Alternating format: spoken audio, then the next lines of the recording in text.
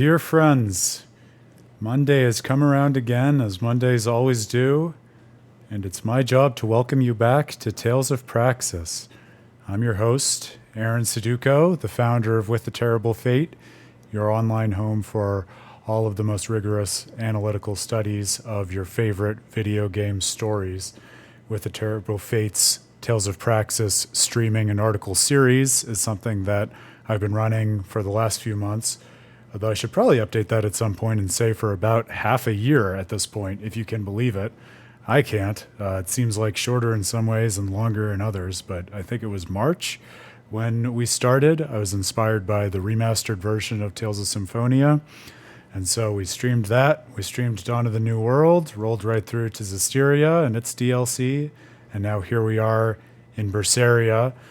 I also did Tales of the Abyss and Tales of Destiny and Tales of Vesperia on the side, and I'm working through Tales of Fantasia, and I've been publishing articles, which I invite you to check out on withtheterriblefate.com, studying the storytelling language of games such as Tales of Symphonia, Tales of the Abyss, eventually winding our way through the whole series. I will also remind everybody that not this past weekend, but the weekend before, Labor Day weekend, we were fortunate enough to give a lecture not unrelated to all of this at PAX West out in Seattle, dealing with the question of whether Pokemon is a JRPG, and in the process thinking through not only how to read Pokemon as a storytelling series, but also even how to read other JRPG series, such as Final Fantasy and especially the Tales series, looking at Tales of Arise. So if you want to check that out, I invite you to do so. It's on YouTube. I just shared the link. It's always a joy to be able to contribute lectures to PAX. It's a great group of people who run it. It's a wonderful, thoughtful group of gamers who show up. Always happy to chat about that stuff or any other aspects of our work on the stream or any other place in the online universe. We stopped in the middle of a pretty climactic and precipitous quest last time on this adventure, somewhat through Velvet's hometown back to Aball, but not really, because it turned out to be a bit of a dream, a bit of a nightmare. So we're going to dive back into that in short order. The only update that I wanted to give before that was I am continuing to work on what will be the next article on the article side of Tales of Praxis, studying and celebrating the storytelling of Bandai Namco's Tales games, which is going to be a comparative study of Tales of Destiny and Tales of Vesperia. So two of the games that I've played for Tales of Praxis so far without streaming. I'm tremendously excited about it. I hope you are too. Grail, welcome. You only missed a couple minutes of me vamping, so there you go. Hopefully, I'll send a good word to the man upstairs not to punish you too hard. So that article is ongoing. We have 6 pages of outline notes so far, which is not unlike me. It is a shallow comparison to the kind of outline that I had for the Xenoblade Chronicles 3 book that I wrote. But the thoughts are coming together. I'm very excited. I'm not going to spoil too much, but I'll pull out a few more thoughts that I'm excited about, that I'm wrestling with for this study, because basically my whole weekend was working on it. I talked a little bit at the start of the last stream about how when you sit down and spend a lot of time living in these games and their scripts and scenes from them side by side and are not just absorbed in a single one, it's amazing how you can see connections between them that you never expected, which can also lead you to see each of the games themselves in a new light, which is one of the wonderful things about comparative studies of any kind, but I would say especially when it comes to video game storytelling, because you can think about your direct experiences in conversation with one another. One of the things that's really cool for that is not just noticing similarities between the games, but also as one dives further into it, you have the opportunity to see where and how they diverge, and not just to notice that as something that doesn't line up between the games, but actually to see it as an interesting kind of puzzle to say, okay, given that the games are expressing very similar things across so many different dimensions, what makes the difference that explains why they have these different outcomes in very similar situations? For instance, and with spoilers for Tales of Vesperia and Tales of Destiny, but I won't go too far into it. I'll go much more granularly in the study, assuming that I bring this into it, which I think I will. You can ask the question looking side by side of something like what happens with Estelle in the second act of Tales of Vesperia, where she's taken captive by Alexei and used as a tool to the point that she basically, for a time, loses her free will and agency and is directly acting as a kind of pawn of his against the party. And those who've played Tales of Destiny know that actually something pretty similar happens to Leon, not to the point of kind of direct mind control, but to the point of pretty similarly at a pretty similar moment in the overall arc of the story, being co-opted by one of the main antagonists, Hugo, to be leveraged as this kind of avatar, kind of pawn, whatever you want to call it, against the main party in Hugo's quest to reshape the world. And what's an interesting point of distinction between those two games is people who've played Tales of Vesperia know that one of the really moving moments in the game is being able to basically call Estelle back from the brink of despair and total loss of agency and give her the will to rejoin the party and regain her sense of independence, whereas Leon is a little bit more ill-fated, tragically. So to ask the kind of question, what is it about these games and what it is that they're trying to say, that gives Estelle the opportunity to find her way back to herself, but Leon is not afforded that same opportunity, I think is exactly the kind of question that is really great for this kind of comparison analysis. Or even more macrocosmically, when it comes to thinking about the arcs of the games, one thing that has really been occupying me, especially over this past weekend, is I think it's one of those cases where the more closely you look, the more details you find lining up, especially between the first two arcs of the games. But then in terms of where the stories finally evolve and coalesce in their third arcs, they're pretty wildly divergent. So I'd ask the question, when the first two arcs are pretty much identical in the two games in terms of the antagonists and what they're after and how they're in conversation with one another, why is it that the games end up going in such different directions? And what does that say about their storytelling and what it is that they can jointly, as a duet of games, impress upon their player? Because the more time I'm spending living in and thinking about this study, the more I'm kind of not only dwelling on the particulars, but as we do in this Tales of Praxis series, stepping outside of the particulars and asking, okay, so given that these games are experiences that tell stories about what the player does in them and encourages the player to think pretty directly about the maxims according to which she lives her real life, what are these games trying to teach us about how we think about our own journeys through the world? And I have some thoughts about that I'm delighted to share with you. On a more fun note, since this is going to also be an article thinking about deflationary ideas of destiny and fate and what it means to determine oneself as an individual, I was reminded as I was flitting through the scripts and the titles and just putting more of the pieces together in my head that Rapide, who many will know is probably my favorite character for a variety of reasons in Vesperia, actually gets the title of the Fated One, which sets him off on his dog map quest to assert his dominance over all of animal kind in the world. So you see, it's all connected. It always is here on Tales of Praxis. Yeah, and Grail, I mean, we'll go through the finer distinctions as we get into the study itself, and you know that's a big part of the written work that I do. So it's all varying degrees, right? I wouldn't say Estelle is directly mind-controlled either, but there is certainly a sense in which she's prompted to attack the party in a way that a self-reflective Estelle with the self-concept that she's developed in life certainly wouldn't. So there's some kind of manipulation going on there that is more metaphysically strong and direct than the kind of manipulation that Hugo has over Leon. So I don't know if it's right to call that mind control or a broken will or some other third thing, but we'll have plenty of time to think about it and unpack it. I do take your point.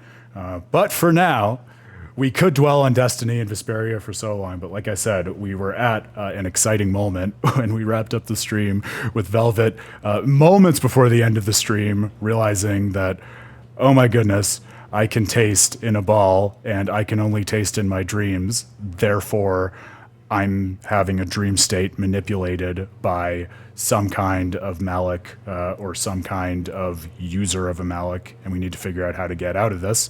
Magilu was seemingly being coy about this the whole time. Not sure yet why or how she knows this, but I'm sure we'll find out more as we see the rest of this arc unfold. I did want to situate the Tales of Berseria conversation before we get back into this, because this last section going into Aball and then experiencing this fantasy state that Velvet kind of leaned into more than we might have expected. It was a really fun return to something that you may or may not remember I talked about early on in Tales of Berseria, this idea that I was really moved by some of the you might call it cinematography, you might call it just the direction in the game, like the way they use things like dream sequences that you don't often get in JRPGs, but especially not often in Tales games. You get a lot of memories or hypotheticals, but dream sequences of this kind are pretty unusual and noteworthy, and it was one of the things that I remembered about the game. But I also thought, as I was getting ready for this stream, it's interesting to note that just as an artistic style, but I think this is also a great case where we can push that a little further to think about its storytelling impact and what it is that it's trying to say by asking the question of, okay, given that the dream states are on their own compelling and interesting, why is it that they're being used in Berseria? And given that Berseria is this sort of prequel, sort of spiritual conversation with Zestiria, why is it that we're getting these dream sequences in Berseria when we didn't get them in Zestiria? And one thought that I had off of that, which pretty neatly tracks with a lot of what we were thinking about back when we were talking about Zestiria and what we've been dwelling on in Berseria so far, is remember, in Zestiria, we're following not only a shepherd, Sorey, but also a shepherd who totally makes sense of his journey and his path in the world, literally in terms of fulfilling his dream. And his mantra to Seraphim or humans who are thinking about joining up with him is, look, I took on this burden as the shepherd because it perfectly aligns with my dream and what I want to do in my life. You shouldn't do it unless it's also a part of your dream, because I really want you to have that kind of fulfillment.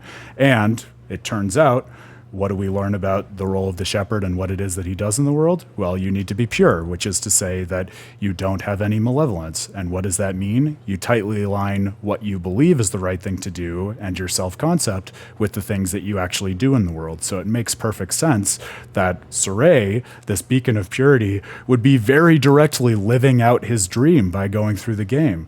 So if we ask the question, why don't dreams show up in Zestiria, whereas we're getting them in Berseria, it's kind of structurally impossible for them to show up in Zestiria, because there wouldn't be any difference between what Sorey was dreaming in a dream and what he wanted to see fulfilled versus the actions that we're taking in reality over the course of the game. And so especially now that we have the context of the dream sequences in Berseria, I found it all the more interesting to go back and think about Zestiria and say, man, there's a certain sense in which you can kind of think of the whole thing as a dream sequence, because that's what Sorey is doing, and that's an interesting way of seeing how believably authentic his character is throughout the whole thing, which is a trait that we ascribe to Sorey and appreciated over and over again, right?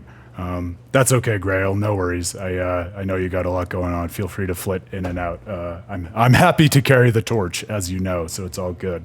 To finish this thought about dreams, then, if we have this perspective of Sorey going through his journey in life, simply living out his dream, swing to the other side of the pendulum's arc in Tales of Berseria, and remember, we're focusing on Velvet, who is not only a Therion who was created in order to subsist off of malevolence, but also now we have mounting in the last few arcs of the story, or the last few streams at least, this idea that she is becoming maybe the first, maybe just the most recent, Lord of Calamity, an entity whom we know from the last game to be this infinite progenitor of Calamity. Sorry, my PlayStation decided to interrupt my train of thought. But to finish the thought, so if we have this idea of Velvet as just at the pure nexus of malevolence, which we know to be caused by dissonance between what it is that you believe and what it is that you do in the world, how natural it is to imagine that the way she wishes things could be and what she hopes for herself could only really be expressed through and sequestered within dreams, because the reality that she's enacting and how she's conducting herself in the world as this demon is so antithetical to what she recognizes is a better way for things to be, and what she's again leaning into, as we saw in the last stream, in Aball, and this kind of wish fulfillment that's so radically different from the way the world is.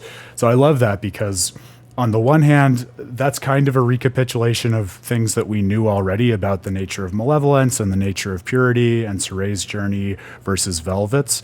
But man, what a beautiful way to express all of that in a really tidy package without saying anything.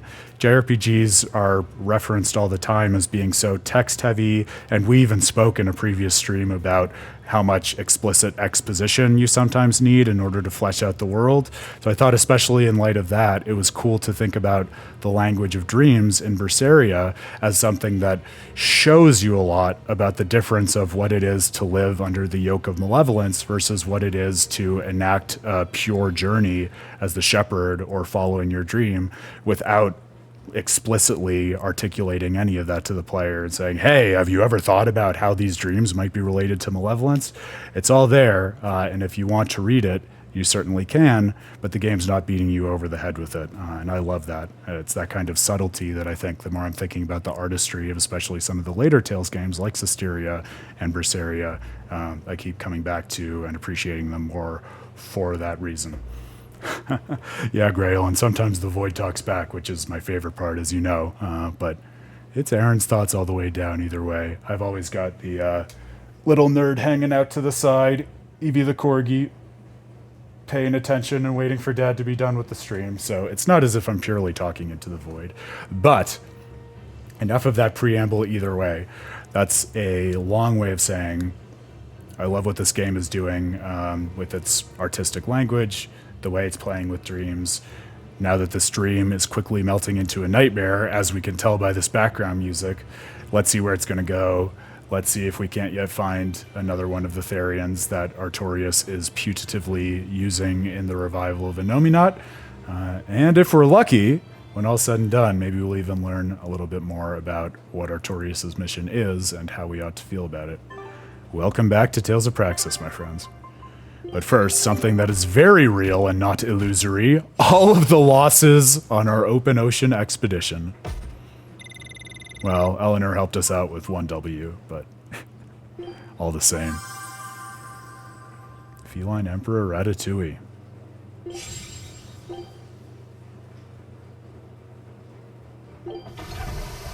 Alright, and we're off.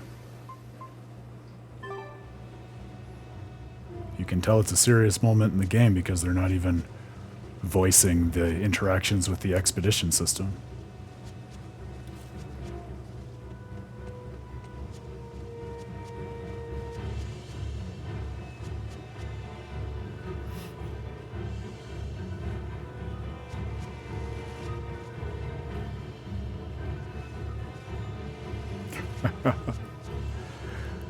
That's true, Grail. I mean, we joke, but I imagine you could read a lot of this game's ethos and what it's trying to say through the lens of radically bad luck. Especially since Eisen is such an anchor, no pun intended, I guess, to the party and the way that they make sense of the world.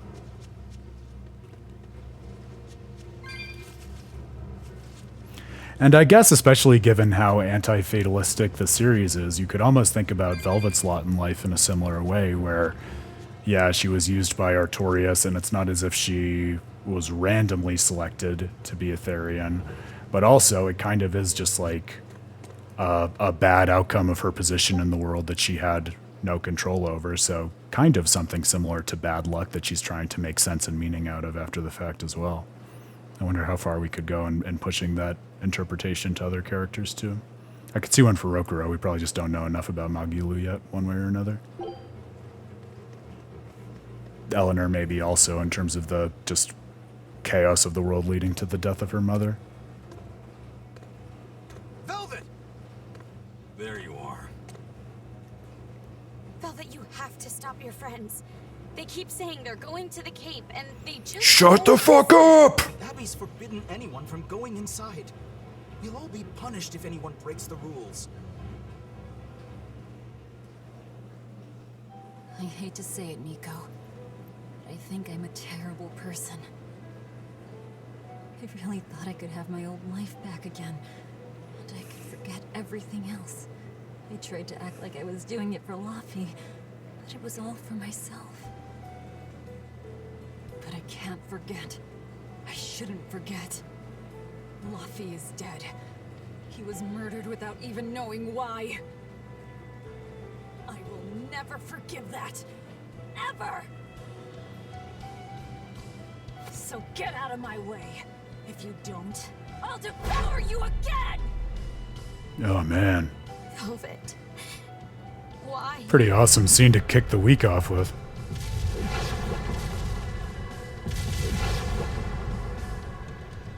Why must you do this?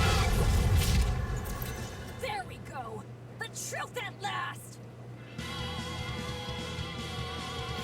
Notice also how cool that scene is, because what might feel very generically anime trope of overcoming the illusion or what have you in a lesser story was so rich with meaning for exactly the reasons I was talking about in terms of what do malevolence and purity really consist in the world. Because what did it take to shatter the illusion? Truly just Velvet being honest with herself and expressing to everyone else, you know, I thought I was trying to buy into this because of my feelings for Luffy. I was being selfish. It's the Walter White moment. I did it for me. I was good at it. I felt alive. And as soon as she's honest with what it is that she really wanted and is able to express that into the world around her, like Eisen was talking about with regard to Eleanor and her ability to remain pure a couple streams ago, that's all it takes to snap the illusion. That's right. Why is it that Nico illusions fly?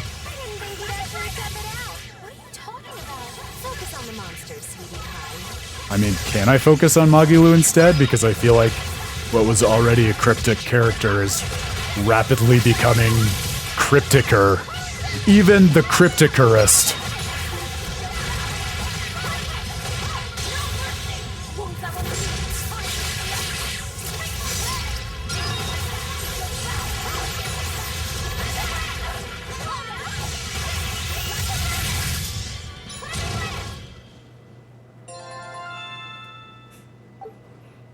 Kind of nice too. I have no idea if this was scripted that way on purpose, but for that to be such a pushover fight after Velvet had that moment of insight and confession, it really makes you feel like she has reclaimed the power within herself to be able to just mow down all of those demons.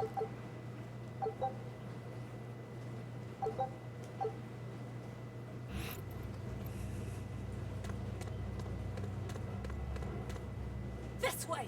The shrine's through these woods! Hey, mind telling me what the hell's going on? It's a trap. Trap. Our enemy spun an illusion based on Velvet's dreams. That's a nasty little art. But Velvet saw through it all? She did. Breaking through, absolutely. Such brutality on her Bursting part. through, you might say. Velvet's always been our brutal poodle. But to shake off the dream by herself, now that's something. The boundary between dreams and reality is demarcated solely by one's own heart. That's what I was saying. I'm saying she's wowie zowie cool beans. Come on, we gotta hurry. Well, that's what I should have said. That would have been a much shorter introduction to the stream, wouldn't it, just? It was all a dream.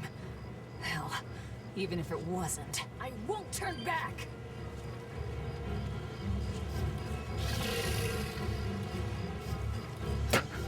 No, Grail. You don't get magic. You don't get courage. It's the wrong game.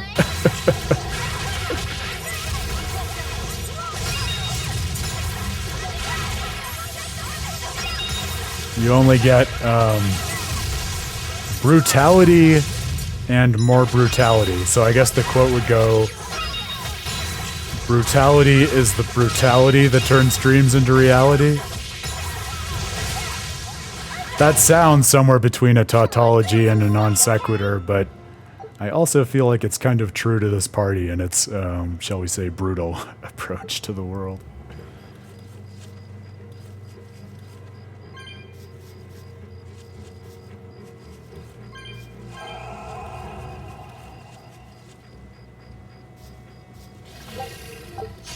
Don't get careless.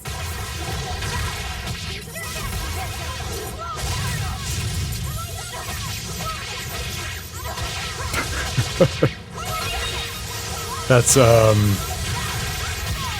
what is the word for that, Grail? I think that's Fratricide is when you kill a brother or a sibling? Yeah, as in fraternal or fraternity. Yeah.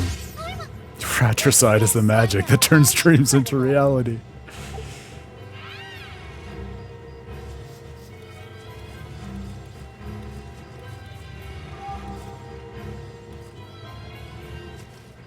Is it worth going this path?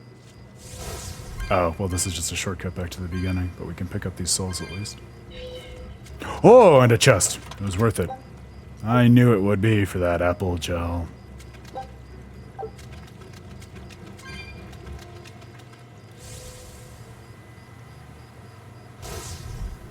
It is funny. I mean, we talk about the suffering that these characters have gone through to kind of end up being forged in fire.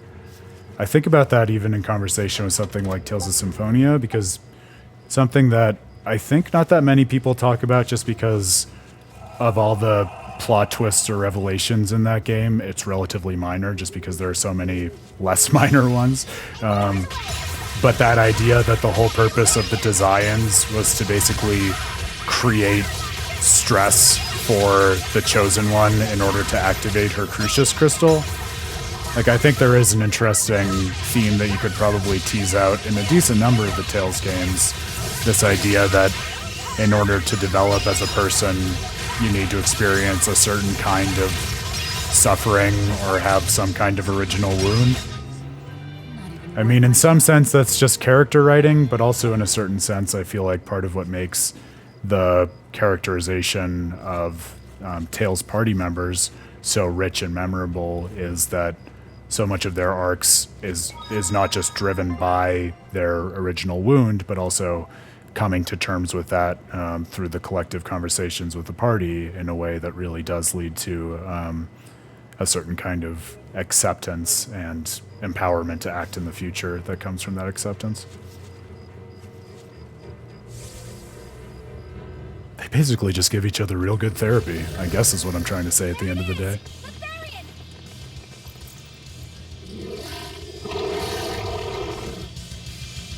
Therion Orthrus! Are you gonna sound like a weirdly human man the way Cerberus did in the similar fight in Zestiria? Because I'm still not over that. Oh no! Don't tell me that! That makes me really sad. Oh. I just want all of the Tales dogs to be happy like Repeat. That makes me really sad.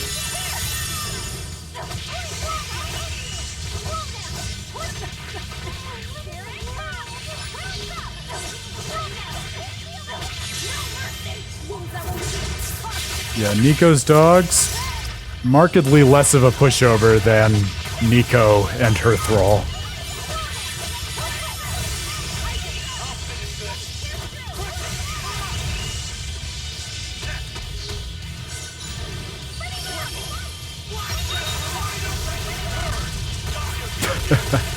Why is it scarier to you, Grail?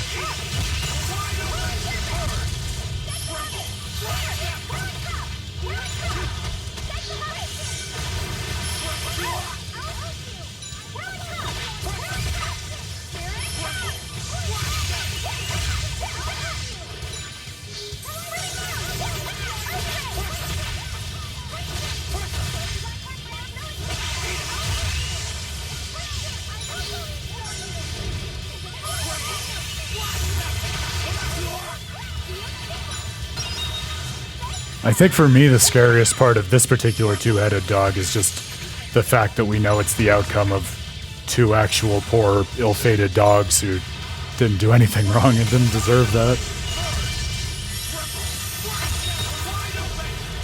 Maybe also part of it is that the three-headed dog is so entrenched in mythology, you know, the myth of Cerberus and his specific role in the Greek cosmology and underworld, that he almost seems more like a part of history or a storytelling element as opposed to something that's really scary as such. Although I'm sure if you showed up in Hades and were greeted by Cerberus, you'd be plenty scared.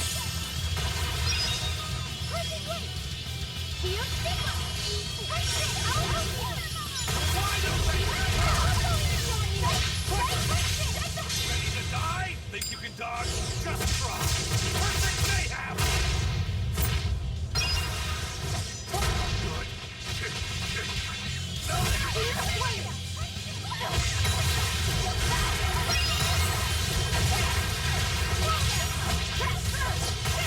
Alright, we're back in the game.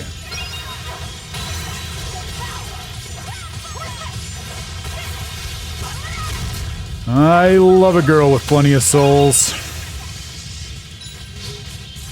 But I hate a girl with low health.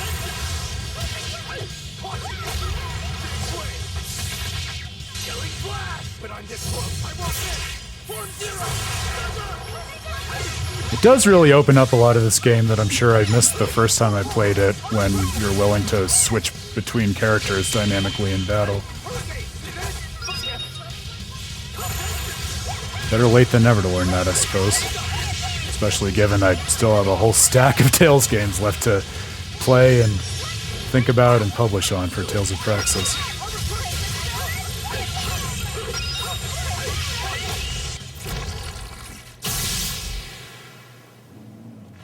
Oh, the doggies were the Therion.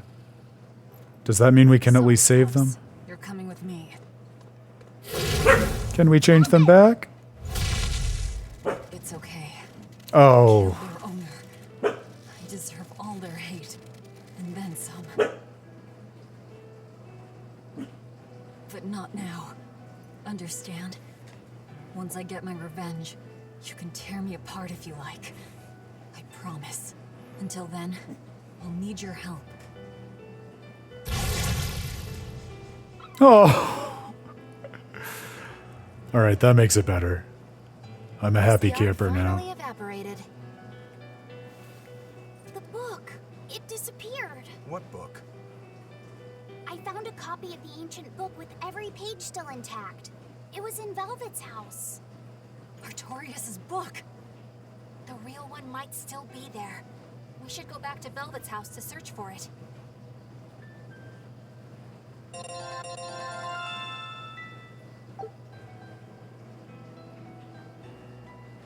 The brown one, Grail? Yeah, I think when it comes to character switching, at least as far as I'm seeing it right now, I feel like it's kind of a bell curve in terms of how deft you are at using it. Like for someone like me who just thinks about it a little bit in swapping in and out the lead character, like I was really only playing with Velvet, Aizen, and Rokurou because they were the subs. So I feel like in that case, party lineup still matters to a certain extent and is not trivialized. But then I think once you get really adept at character switching and it's second nature, then obviously it becomes much easier to just dynamically switch in and out any character across your roster at any given time, and then it doesn't matter so much. So for you, it probably matters less than it does for me at the moment. Oh, I didn't even clock their colors. See, I was just overwhelmed by how cute they were and how relieved I was to see them back in doggy form. So we'll have to take time to appreciate them. I don't know if you could hear Evie barking in the background, but I think she could tell with her sixth sense that there was dog-themed content going on in the game.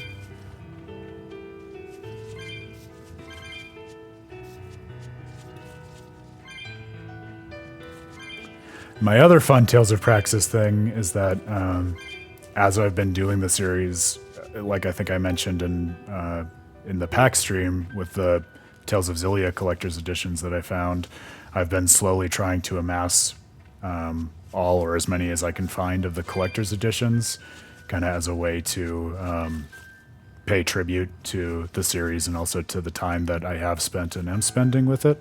So I'm doing a little bit of redecorating to showcase those new collections as they come in. So I'll have to tweet a picture of that or something, but I rearranged a whole display bookshelf to highlight the stuff from the Xillia collector's editions, which are very, very cool, and Tales of Symphonia Chronicles, and I got a couple more pickups coming of Berseria, which will be a great way to cap off this article that I'm working on, and also Zisteria, which I'm thinking probably, especially as we're still in Berseria, something about Zisteria will probably be next on the chopping blocks for what it is that I want to write about and publish on, which will be fun.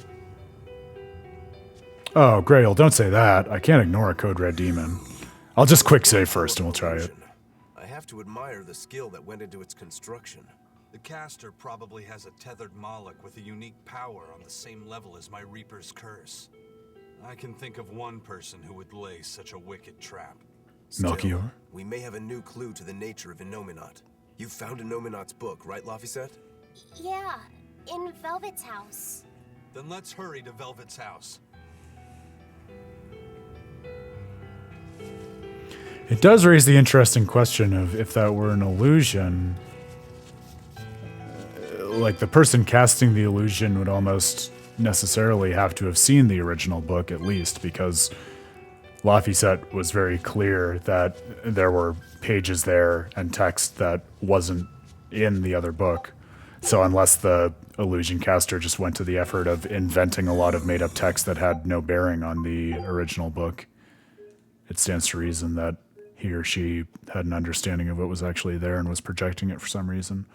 Why he or she would be projecting it there, now that's a whole other question, but I'm sure we will get the answers to all this and more. Let's see how it goes. Iron Bones!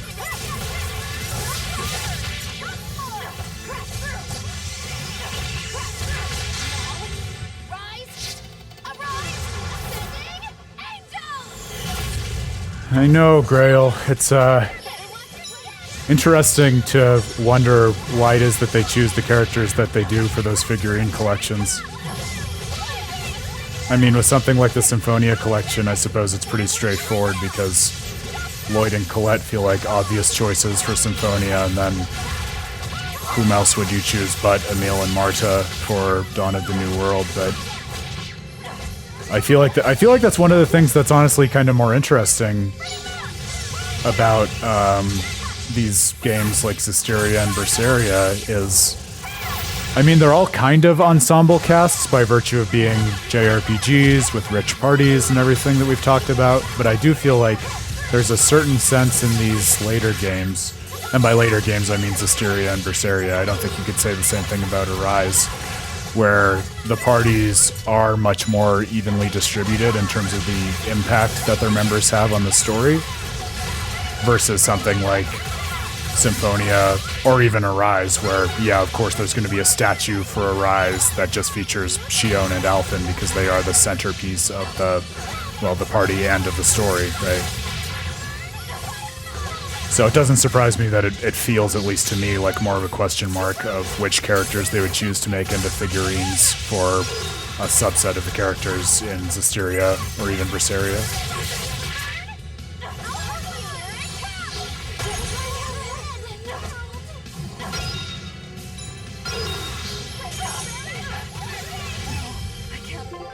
Yeah, I think you're projecting too much from your insane run, Grail. I think on normal difficulty we'll probably be okay here. Unless he really radically turns the tables, which has been known to happen. Yeah, he might have heard me. Now he's gonna punish me.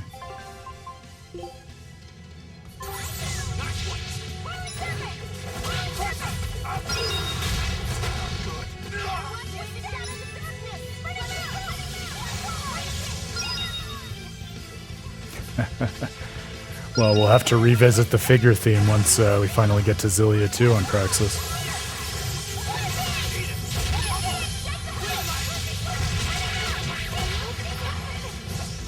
It was good incentive for me to go back to Xillia to unpack the collector's edition and put the Milia statue on the shelves and everything such as that. I'm definitely excited to give it a fair shake for the third attempt, knowing I'll get through it this time.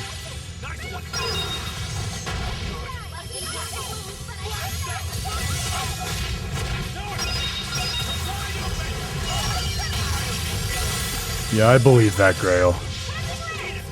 I'm thankful to have at least a somewhat easier experience with him.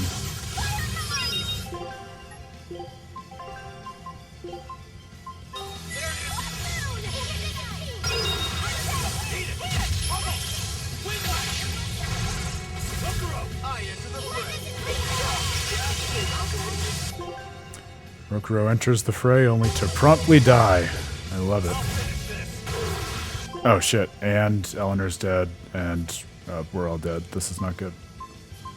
Oh, see, this is what I was saying. The tides might turn really fast. Oh no, that was a misclick. I was trying to use a life bottle and I used an all divide. Oh, that really sucks. That sucks.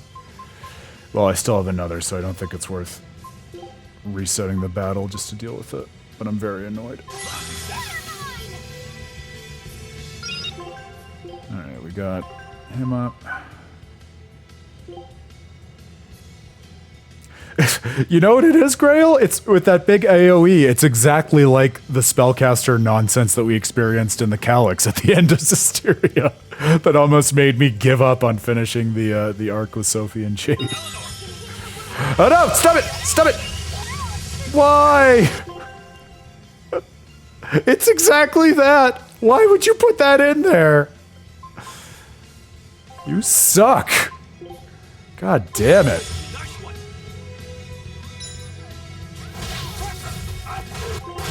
Well, I'm just going to have to try to walk and chew gum at the same time, I guess, because if we step back to manage the party, he's just going to cast a gun.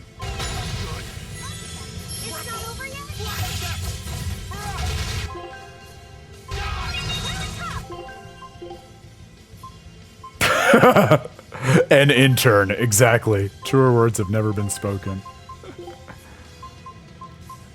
The intern was fired the next day. Good, good, good.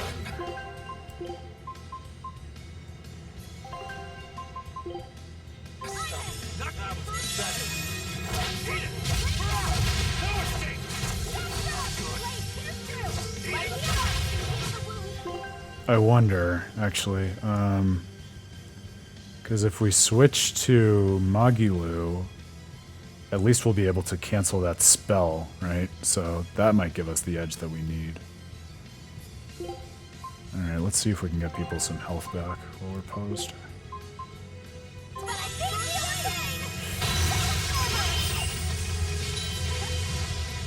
That'll help.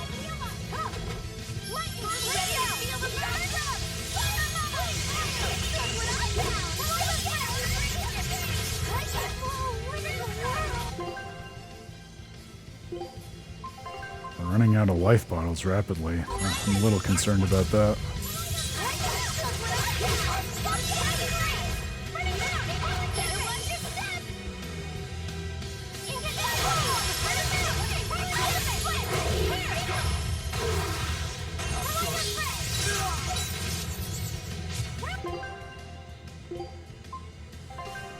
Oh, and he has a status effect. Living the dream! Leave Magilu alone!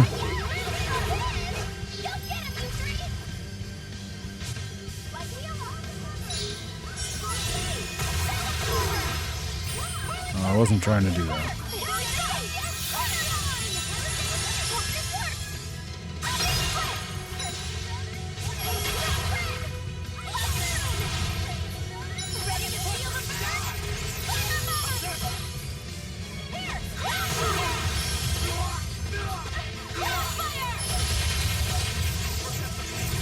I do understand your warning, but all the more so for your warning, Grail. I want to see if we can get through it.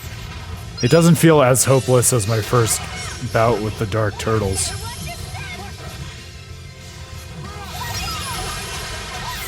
Which is the metric against which I now measure all challenging optional boss content in the Tales series. As it should be.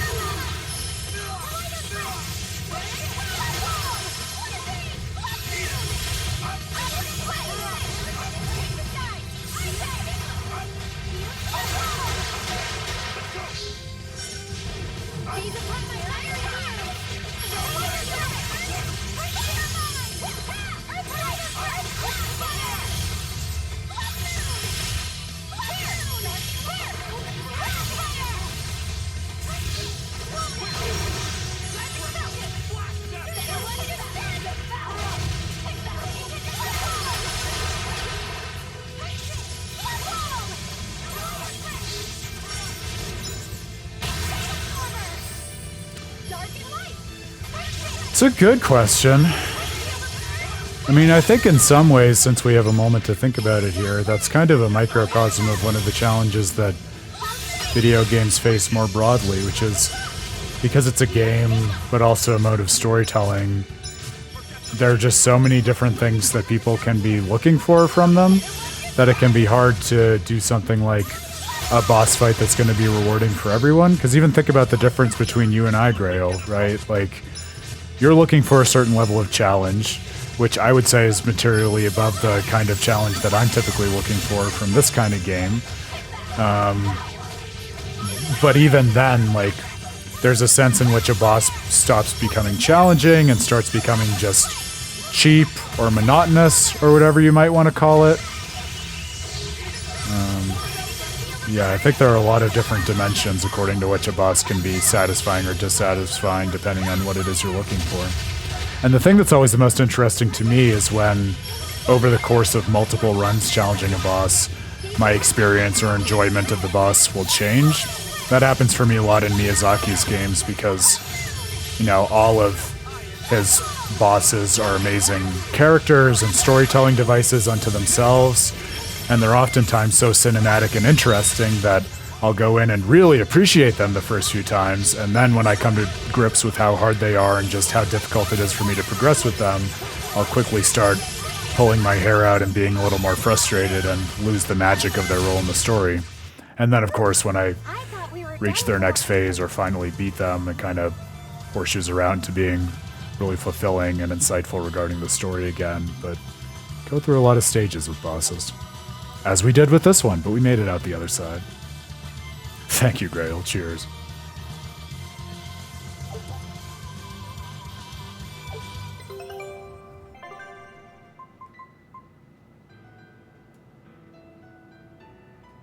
Yeah, so what would you say accounts for the cheapness, Grail? Is it just like what we saw with those iron bones, like the tendency to go from being totally manageable and predictable to wiping the party out in a split second? Is that the main thing that frustrates you, or is there more to it? Scout ship setting sail.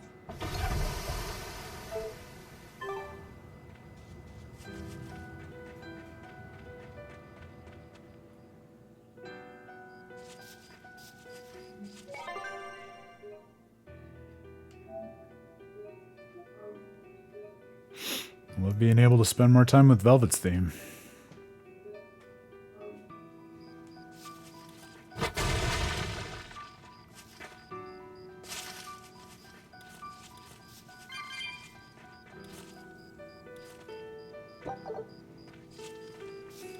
Oh, I have a fun, totally random, non-Tales related anecdote to share while we're winding our way back through the woods here. So, regulars to the stream, such as you, Grail, might recall that I think it was last week? No, it was the week before PAX. Wow, time goes by way too quickly. So I guess 2 weeks ago, I was kind of out of it during some streams, and I felt like I was getting sick, and then I felt like I was getting over it, and I might have been sick, but I'm now kind of coming to the conclusion that instead, I think this particular coffee I got was kind of poisoning me, and it took me just trying out drinking it and not drinking it on different days to realize it, because if it hasn't come up on the stream before, I'm a huge coffee nerd. I love especially cold brewing coffees because I always drink it over ice, and so I order from a lot of specialty roasters to get beans with different flavor profiles and stuff like that. So anyway, I found this new roaster a little while ago, and I was excited because it was a Japanese roaster out of Kyoto, and my favorite style of cold brewing is the slow drip method, where you drip a single drop of cold water over coffee grounds for between 7 and 8 hours to get a really smooth and nice batch of cold brew coffee. So I thought to myself, oh cool, a specialty roaster from Kyoto where my favorite kind of cold brewing comes from. This will be great. And they sent me really great stuff. But then I saw that they had this coffee that was sourced from China, and I thought, how interesting. coffee from China. I've never had beans from there before, and the flavor profile looked really interesting. So I decided to try it out. And it did taste really great and unusual, and I was happy with the purchase. But then the more time I've been spending thinking about when it is that I've been having this weird thing happen to me the last couple of weeks where I'll go through the day and it'll be fine, and then 3 or 4 will hit and I'll feel totally out of it and kind of confused and low on energy and just not the way a human should feel.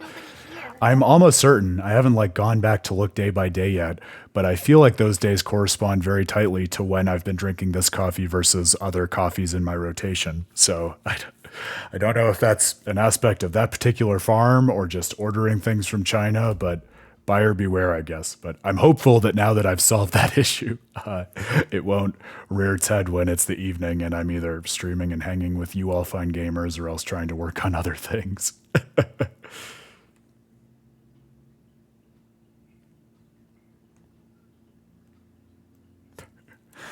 Yeah, I mean, like most coffee beans come from other countries and it's typically fine. But I think part of it is I was reading online and China seems to also be like much more recently developing their practices around growing coffee, whereas you get coffees from places like Ecuador or Honduras or El Salvador or whatever, and it's just part and parcel of their economy. So it's much more just robust infrastructure around it, I think. So I wouldn't be surprised if something got in there that wasn't quite supposed to.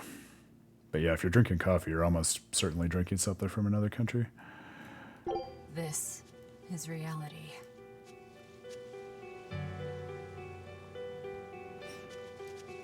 Well, no people, but it is nice that the village at least looks the same, as opposed to horribly decimated, like Camlon. Wow, it took me a minute to pull that out of my head at the end of Tales of Zestiria.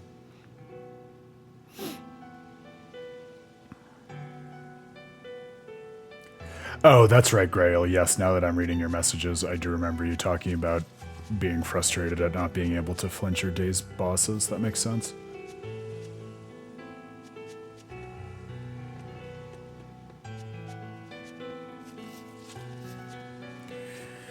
Yeah, so it almost seems to require like flawless precision and a sort of impossible level of anticipation of enemies' attacks in a way that one might think is either unfair or just an unreasonable challenge from what I'm hearing from you, which certainly tracks with that last fight we had with Iron Bones.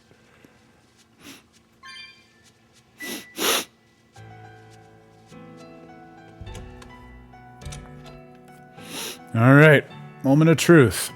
Is the real book here? It's empty. No surprise Gasp. there. Artorias is too thorough to overlook something like that. If only I'd showed it to you as soon as I found it. Don't beat yourself up over it. We wouldn't have been able to read it without Grimoire anyhow. It was just a dream. All of it. Oh, this poor girl is so wistful and resigned. I remember all the time we spent wondering how much she was really buying into it versus just playing along, but she clearly was. Well, that adds to the dream nature of it, right? It's like she wasn't even aware that she was in a dream, and so because of that level of suspension of disbelief, it was all the easier for her to slide into what it was representing as reality. It's interesting, though, because then I'm thinking more about the presence of the original book here, and I wonder whether the explanation, I don't know if we'll get an explanation eventually, but I wonder whether the thought is that this illusion was kind of constructed from Artorias' memories of Aball, so that if he had been there, he also had the original book, and so the original book kind of got caught up in the construction of the dream, along with all of the villagers and everything else that Velvet experienced. Check out all these complicated-looking books. Listen, you gotta break these protagonists before you can build them back up better than they were before, right, Grail? Seems quite detailed. It's beautiful. My brother drew it every day. Even when his fever got too strong for him to read a book, he'd stare at that map for hours. Laffy said he wanted to travel the world. Yes, it was his dream. I never understood what Speaking made him of want to do dreams. something so dangerous. But I'm living his dream now. It's ironic, isn't it?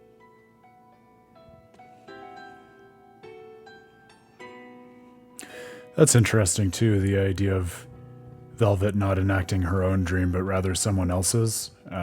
And, you hear that and it sounds kind of virtuous, but given all of the discourse that we had around what it means to follow your dream specifically in this world, you might also think of that in and of itself as a source of malevolence, unless that person's dream were literally the same dream as yours.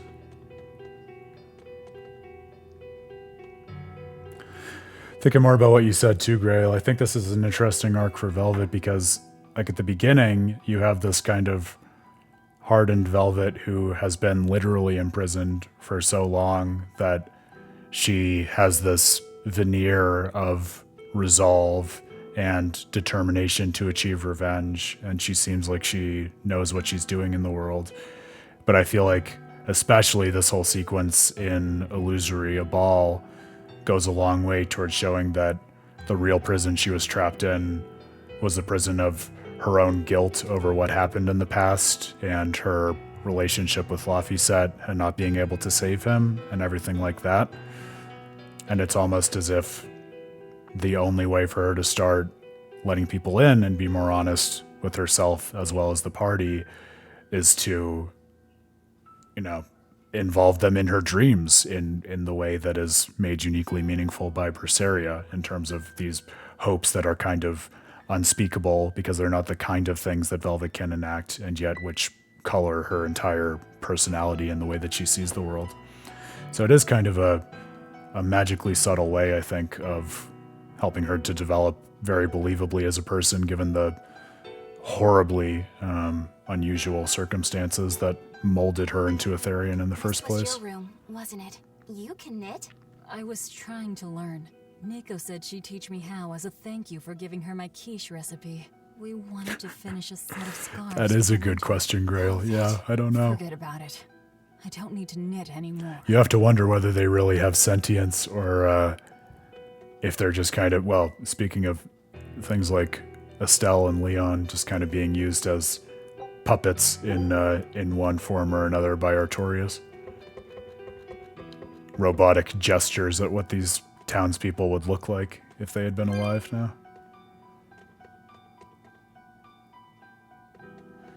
Pottery! Good times are what we live for.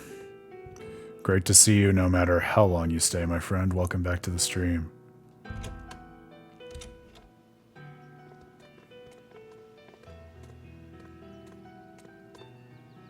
Those are the graves of my sister and her son. He died before he was even born. They're in rough shape. We should lay some flowers. Don't bother. There's no point. A keen insight. Eating one would be cruel enough. You knew he was going to show up. An innocent flower just to offer it as decoration for some memorial. That's not even a sacrifice, just a cruelty devoid of all purpose. Melchior! As obtuse as ever. I take it you're the one behind the dream fog? I must say, you did well to break through such resolve. If you weren't a Therion, I'd be tempted to take you under my wing. Well, the voice acting there cut early. Did That was you come weird. here to flatter me? Indeed. Although I was already in the neighborhood to retrieve this book. I don't think it's a spoiler unless you want it to be, This book Grail. was compiled by my dear friend, who was also Artorias' mentor and predecessor as head of the Exorcists. It contains the hopes and dreams left by a noble soul who gave his life for the world that grieved him. It is not for a tainted demon to touch. Like we need your permission!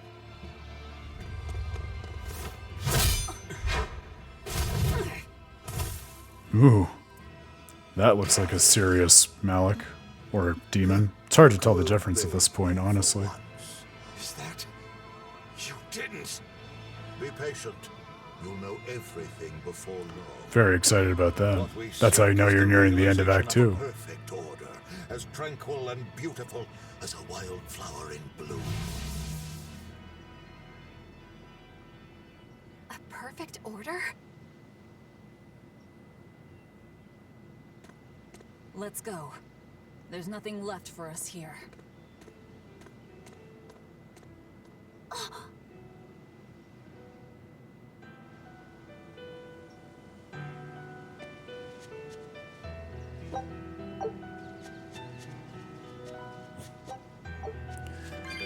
No, and it's all the more unnerving for me, Grail, when antagonists show up and say things like that, because there's no quicker way to give players the sense that the antagonists are preparing the protagonist for a certain use in their plan.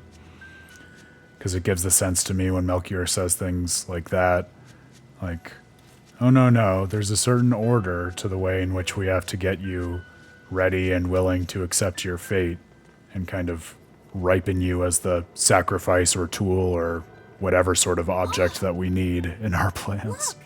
It's the Book of Innominat! What's it doing there? Wait, that's one of Arthur's.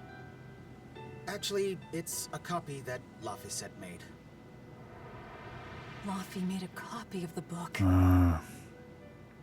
He transcribed it all by hand, and then he sold it. Just to buy me that. Now that's a callback. There was something here for us after Leave all. it to a great Tales game to arrive at the beginning after however many hours in the most touching of ways. Laffy. If that's the complete manuscript, we might be able to unravel Innominat's secrets. We'll have to show it to Grimoire. Pulling one over on the old man, are you? Never a dull moment with Lady Calamity around. Calamity Jane!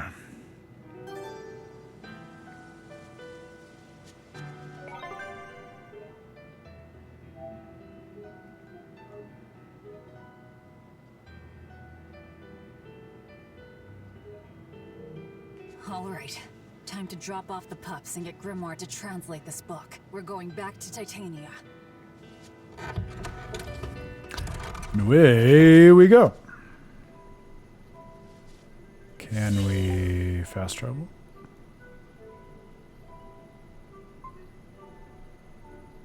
I think this is the way back to the port, if memory serves.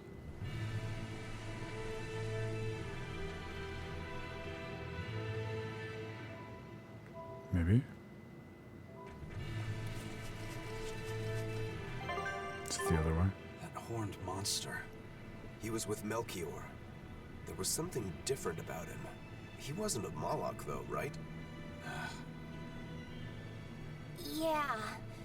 I'm pretty sure he's a demon. That's what I was thinking. But why would the Abbey be working with a demon?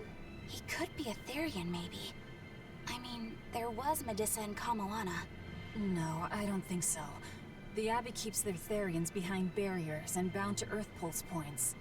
A Therion can't send malevolence to Innominat while walking freely. That's correct. And besides, Orthrus was already here. In any case, now we know Melchior has a mean-looking bodyguard in addition to his illusions. That'll take quite a lot to stop him. Aye. That's a fact. Come on, Eisen, tell us what you know.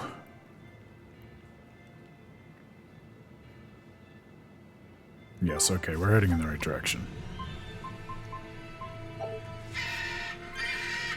But alas, we must go back by geoboard.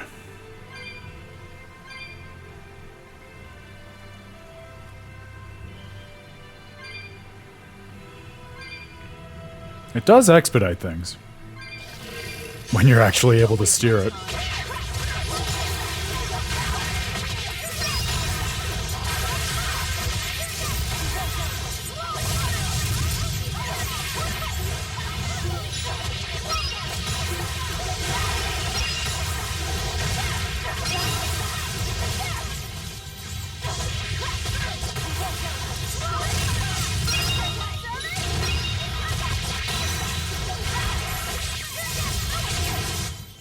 Hey, is everyone alright?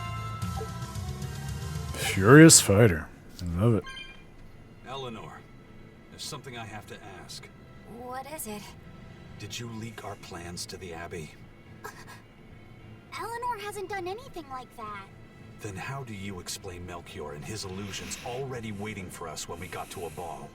I promised you that I would work together with you until I found the truth for myself. I'm not up to any tricks. It's far too late for that now. Exactly what a guilty party would say. If anyone's suspicious here, I'd say it's you, Magilu. No tricks. I don't even know what a trick is. She said, very suspiciously. Enough. If Eleanor was leaking information, then Titania would surely be under attack by now. Right. I'm sure the Abbey would love to have those Therions back. But the enemy was in that village waiting in ambush. The Abbey isn't foolish. They figured out by now that we're rounding up the Therions. Yeah, seriously, Grail. For us with each remaining one. It's the obvious move. That is what I was thinking, Velvet. If that's how you see it, I'll stand down. So you trust me then?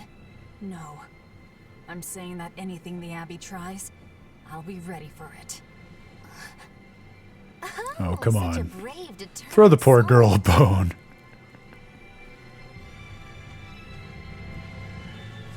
Yeah, I feel like honestly between Artorias and the all-seeing Abbey and the fact that Artorias and Velvet both came from Aball, it would be much more surprising if they hadn't planned some kind of illusion trap for Velvet in Aball than the fact that they did.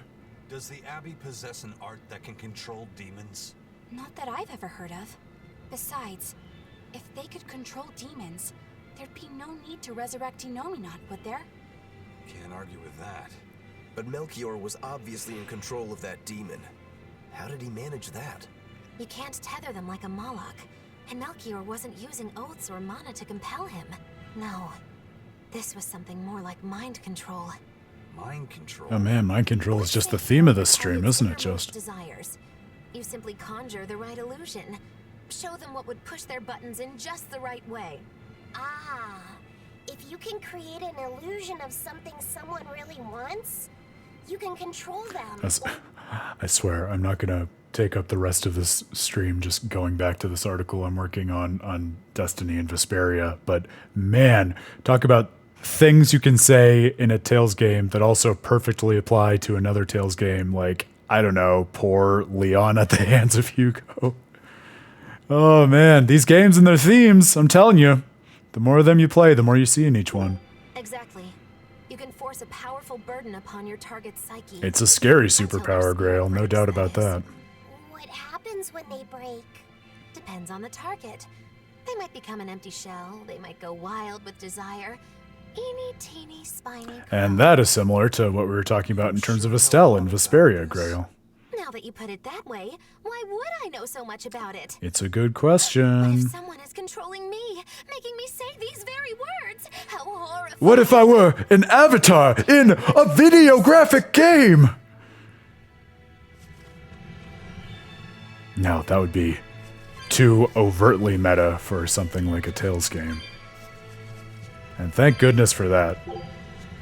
I find that the Tales games to me are perfect case studies in why it's almost always more impactful the more time I've spent with and thought about video games, for games to say really interesting and compelling things about players and their involvement in the worlds without breaking that fourth wall or being really obsessively explicitly meta versus being obsessively and explicitly meta about it. Not that I don't have a lot of love for things like the Stanley Parable, I do. I just find that those, to me, over time, become much more like novelties rather than things like the Tales games or even Xenoblade Chronicles that stay with me and resonate with with my entelechy, I guess you could say, since we're speaking of Vesperia. Eleanor really isn't spying on us. I was with her almost every minute, and when I wasn't, Velvet was watching her. And don't think half of me didn't want to write an article about that stupid little thing, Grail. Me, like 7 or 8 years ago, probably would have, but I'm going to choose to say that shows maturity and my views on games and their storytelling that I wouldn't. But I can't argue with you there. It's true. That's how they move. That's how they fucking move. And she's a woman who keeps her promises. She wouldn't lie to... Laphicet. We understand, Laphicet. It's Eleanor. If she were lying to herself to somehow keep spying on us, the guilt would fill her with malevolence. I see. You're right. The fact that I haven't turned into a dragon proves that. Thank you. Both of you. I didn't think you were giving them information intentionally. But there are illusionists like Melchior out there.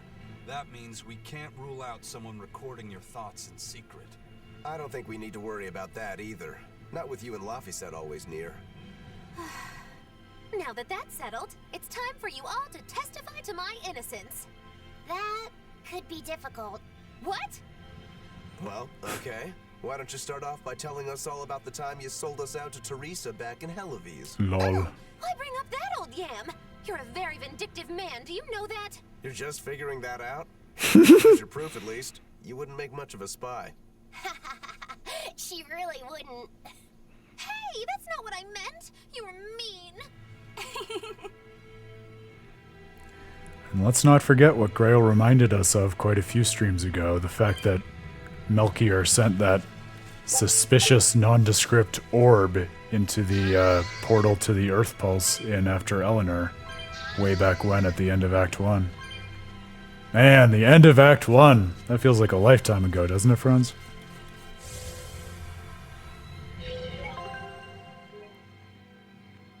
We've been taking our time in this world of Zestiria and Berseria, but I do feel like, at least for me, that's led me to appreciate and just see it differently, all the more so. So hopefully we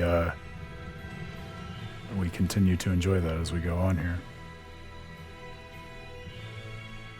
Well, that's true, Grail, but I was on the same streaming schedule with Symphonia and Dawn of the New World as well.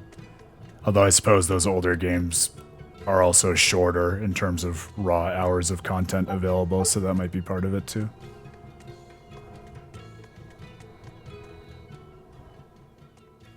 Woo-hoo! My sister's making us pickleboard meatballs for dinner tonight!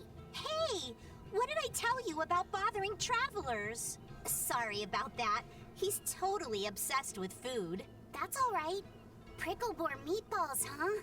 Sounds delicious. They're really super tasty, but Sis says that they used to taste even better. That's a good point. We used to get deliveries of fresh. I think that's a very gracious way, Grail, of saying that I've had many more excuses for getting lost in the last two games, which I would not dispute. That is fair.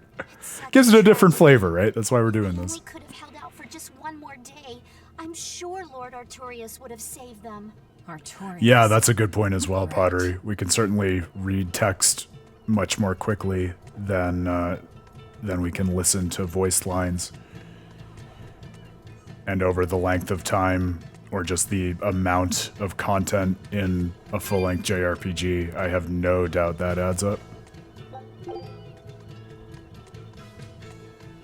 Oh, that's right. I wanted to finally get our asses to a shop and sell some of these little materials we have 99 of, so I can stop losing my mind every time I touch something on the map but can't actually pick it up. The important things to do in a port town.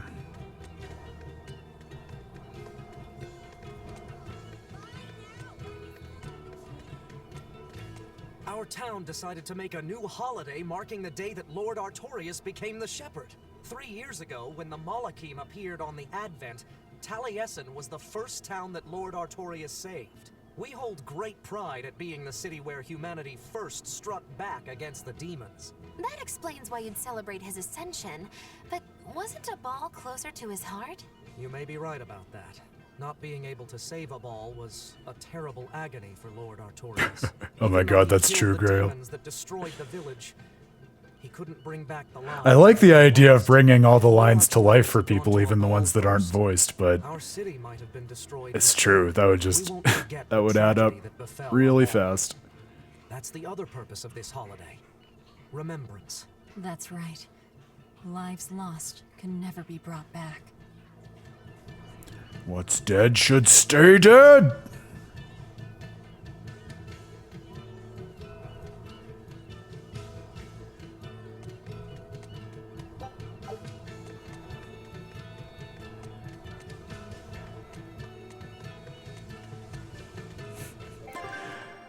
I know I've already been on my rant in terms of reason does not equal ethics, and also reason does not equal utilitarianism, but the stuff the townspeople are saying is, getting my dander up again about it. I'm sure we'll have plenty more opportunities to see the Abbey in action, and I can rant about them as we go on here. Excuse me. My partner and I here Themes will be themes, though. show if it's possible. Yes! Not often you run into someone with the real fire in their eyes. My favorite part about this subquest series is that I'm never ever expecting it when it happens. I didn't know you had this sort of initiative. You just have to do what you have to do, right? Besides, if we pull this off, it could be our chance to get closer to Modulou. That would at least make it more entertaining, Grail. For me, at least. And I am, after all, my primary audience. Yeah, her dances are really beautiful. Do you know her? I do. Her and her teacher, Valta. Now, I'm not saying Modulou isn't great, but Valta... This is clearly the guy who voices the turtles doing an only marginally different voice, and I love it. To be honest, he's never been one to accept compromise in his eyes. We found this one guy in the Bronx. We wanted to give him a lot of work. Please clap. Did you memorize the script? Of course I did. And I won't tolerate any slip-ups from you either. Hearing that just makes me more motivated. Well, let's get going. We've got a show to put on.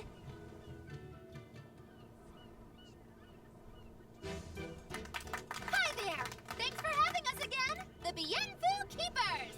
Magic has... See you soon, Grail. Whoa, back it up. Again? Missing the best part of the stream, though. Regulars here? Then why does everyone look like they've never heard of Bienfu?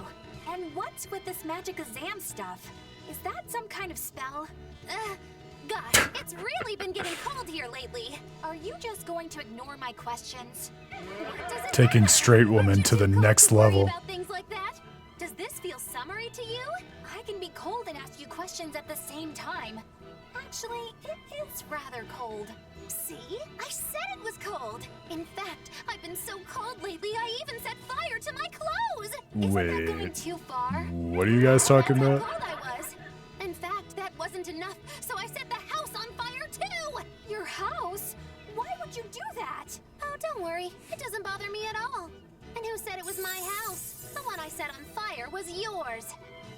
Got her. That's a crime, you know. You are under arrest. That's not in the script. Arson is a serious crime. Well, yes, but in the script, the punchline was supposed to be, but when I saw how much it would cost to replace them, I got the chills.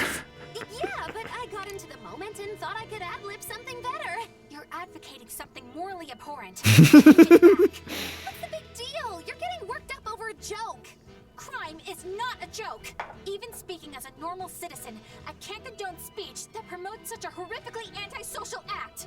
Oh, now you've got me all mad. I give up. For good. No, it's bad.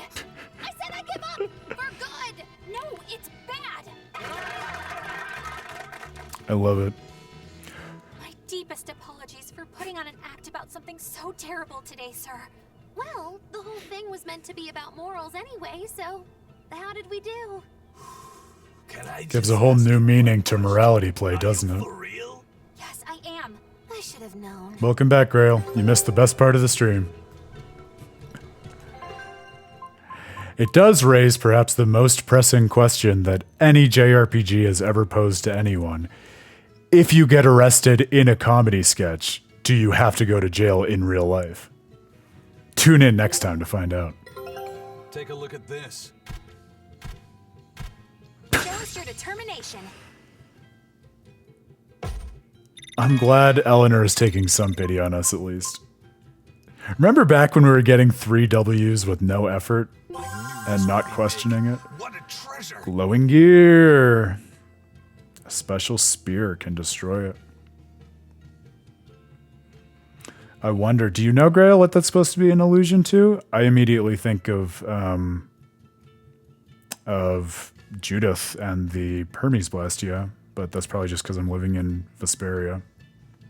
Oh, Zilia too. Well, that bums me out. I guess we have special spears in a lot of stuff. Thank you, Pottery.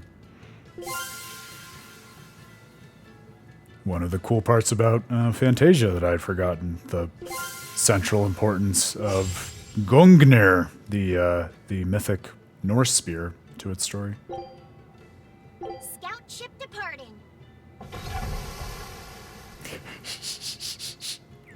I'm gonna. We got to get through all of Zillia first. We haven't even decided if that's going to be the next one we stream. I've got a whole stack. It's real. It's just off camera. I can show you. It's a stack. I have one stack of the games I've played, one of the games I've published on, and one of the games that I have yet to play. So I'm slowly moving things from one stack to the next stack to the final stack.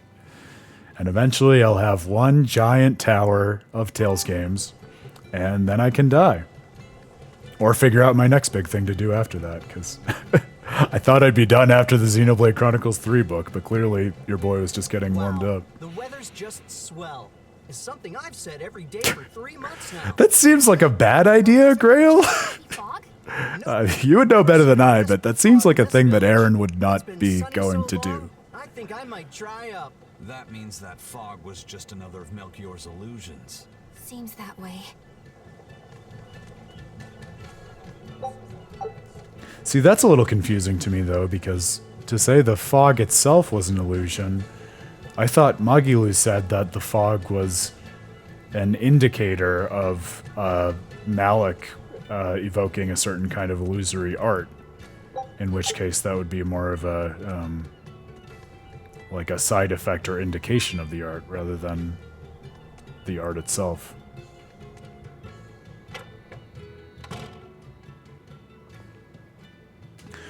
I do love in-game encyclopedias, Grail.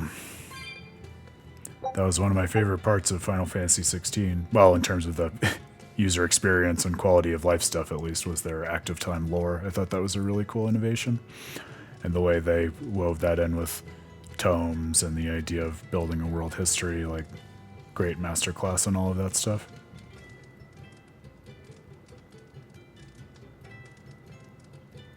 Oh yeah, so maybe it's just an indicator to those who are under the influence of the art. Yeah, I'd buy that. That would make sense.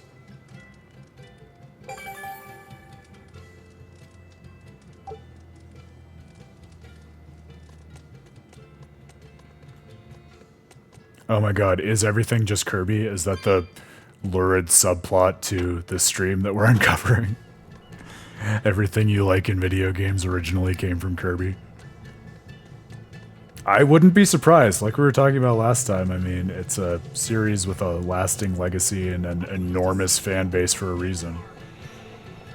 It absorbs everything and spits out cute, meaningful insights. Now, let's get rid of the stacks and stacks of disposable materials that we have. Amazing. Amazing.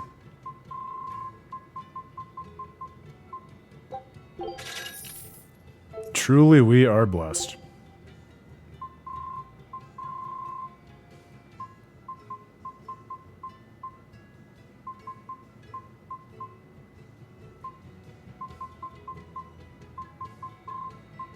We haven't looked at her kit in a while. Wondering if there's something better for us to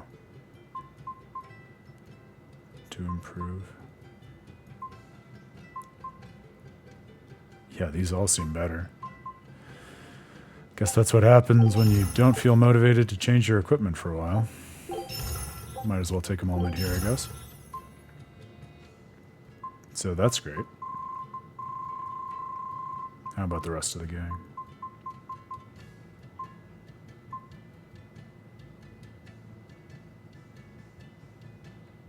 If only we could improve Kuragone's daggers, but that's not in the cards yet.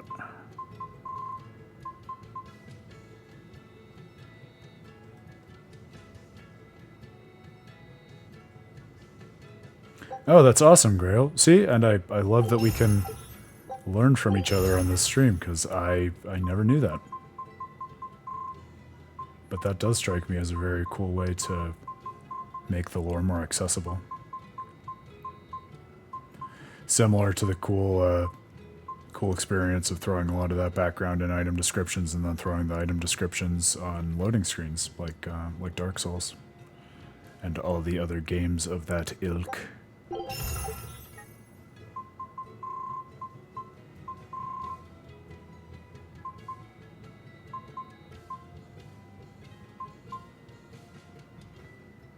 Well, not a lot of these are available for a lot of successive enhancements, but this, I'm confident, will help our kit overall at least.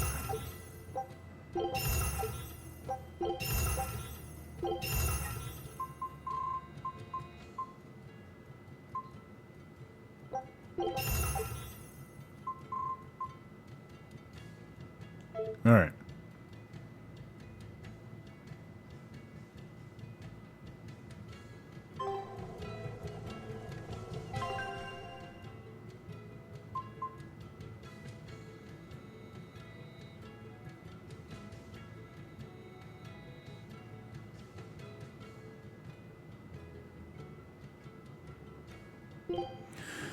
Yeah, I know what you mean, Grail. That is definitely a confusing interface. I see what you meant when you were telling me about it before.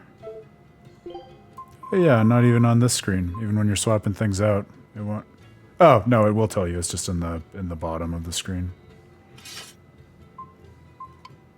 Well, not the most intuitive system I've ever seen, but also not the least intuitive. Quite a range in JRPGs, as I'm sure we all know all too well.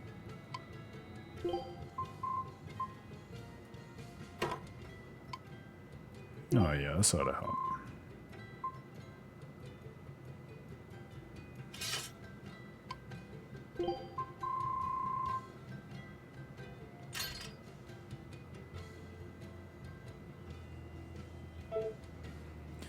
Yeah, I don't know if you could tell, Grail, but because I didn't want to spend like an hour figuring out the ins and outs of the enhancement screen as I would if I were playing this on my own, I just used the proxy of basically just enhancing the items that were most expensive to enhance, and it seemed like that worked out in terms of giving us decent net improvements to characters' kits.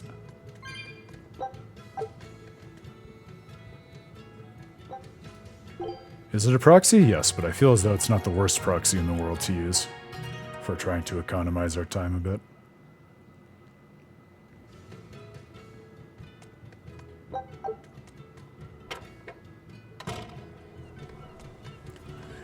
All right. Did a little shopping on the seaside. Love to see it. Now let's bring some doggies home and decipher some ancient texts. Ooh, I'm so excited to learn more about Innominat after that whole Orochi rift that we went on last time.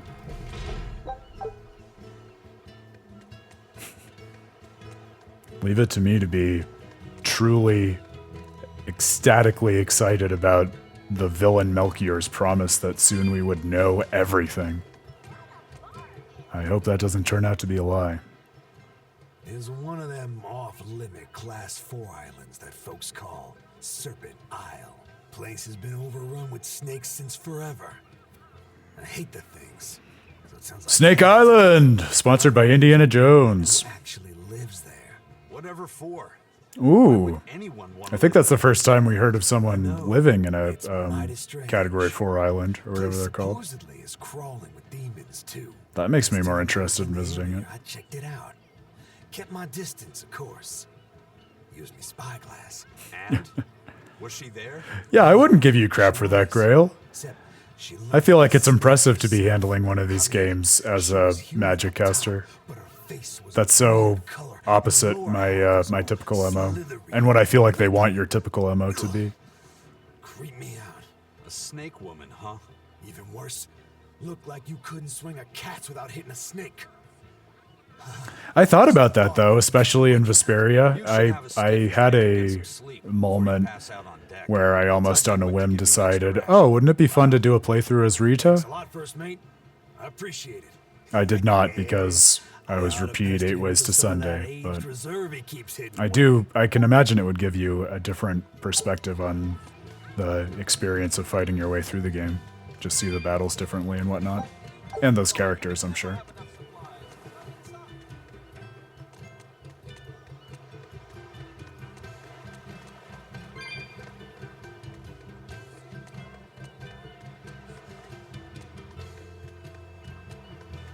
That was actually one of the things that I really wasn't expecting and enjoyed more than I thought I would once I discovered it about Tales of Destiny, the idea that magic use was not tied to a particular character's ability to act as a mage or have a certain connection with mana, but rather with your ability to use swordians. And so everyone who was a sword fighter in battle, who was also a swordian master, could cast spells. So that gameplay of everyone kind of being a magic swordsman and making it really easy to layer that into your combat, I thought was really fun and unusual. Welcome back. Did you find the Therion? That's such a wholesome and inclusive reason for doing that too, Grail. I love that. Dogs? My boys! Lizards, no problem. Walking hunks of armor I can deal with, but dogs on my ship? Oh, come on, Not a Benwick. dog person. I was bit by one when I was a kid. Then you've got nothing to worry about. If they're biting anyone on this ship, it'll be me. Are you okay, Velvet? Oh, sure. They're just dogs. No, I mean, in general. Fine. Yeah, Philia definitely brings the heat. I don't know, though. I loved raining sweet hellfire down upon people with Stan, though. We have to take good care of Orthy and Russ. That's on you. They won't let me near. Yeah, well, what do you expect? You only killed their master. Don't worry. I'll take responsibility. You mustn't. They're quite vicious, you know. I just asked them if they wanted to be friends, and they suddenly bit me. I'm sure you said something to irritate them, like, I'll make you my minions.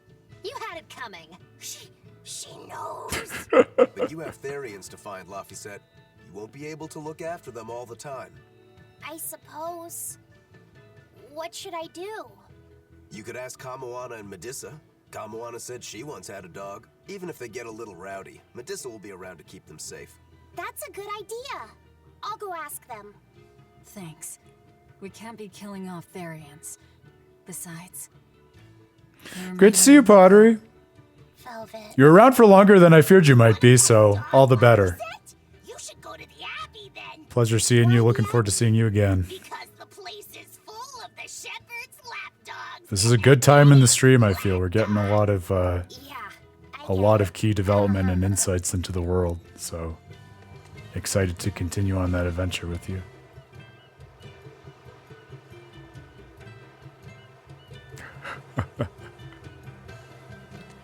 Well, I'm certainly looking forward to that one, Grail, and I appreciate you not spoiling it. What's the funny move? Is it one that he had in Destiny, or is it like a cameo move or something too? Or like a joke move just for the fight?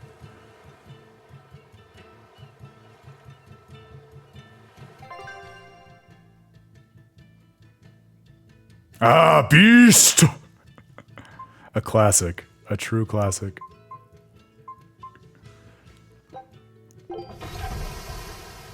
I love, I don't know how it is in the whatever version of the PS2 version of Destiny that you played, Grail, because I know you didn't play the original, but it's so funny in the original because in the English version of it that they didn't do any English voice acting, so all you probably know this, but for those who aren't familiar, the only voices that you get are in the battles because those are voiced, but it's all of the original Japanese voices without subtitles or anything.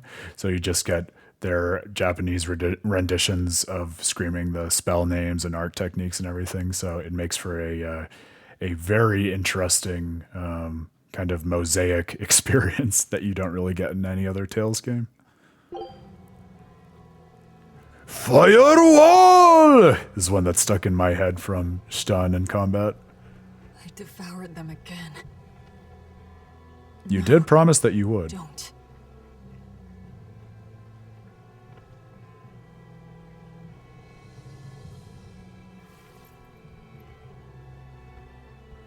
So, you said your little brother made this copy. He could read the ancient tongue. That's amazing. Oh man, Velvet.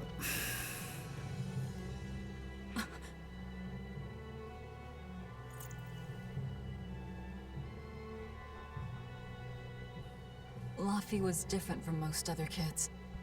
He read books a lot because his body was so weak. He studied all the time, so that he could be ready to travel the world one day. Which was kind of funny, considering he'd hide in my bed whenever he had a nightmare. Really?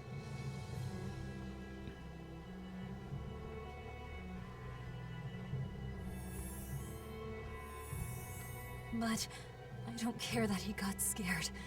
I just wanted him to live. That's why I have to... Velvet!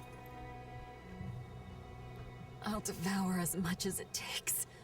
I will have vengeance. Velvet! I don't care what you say. This girl is going through something.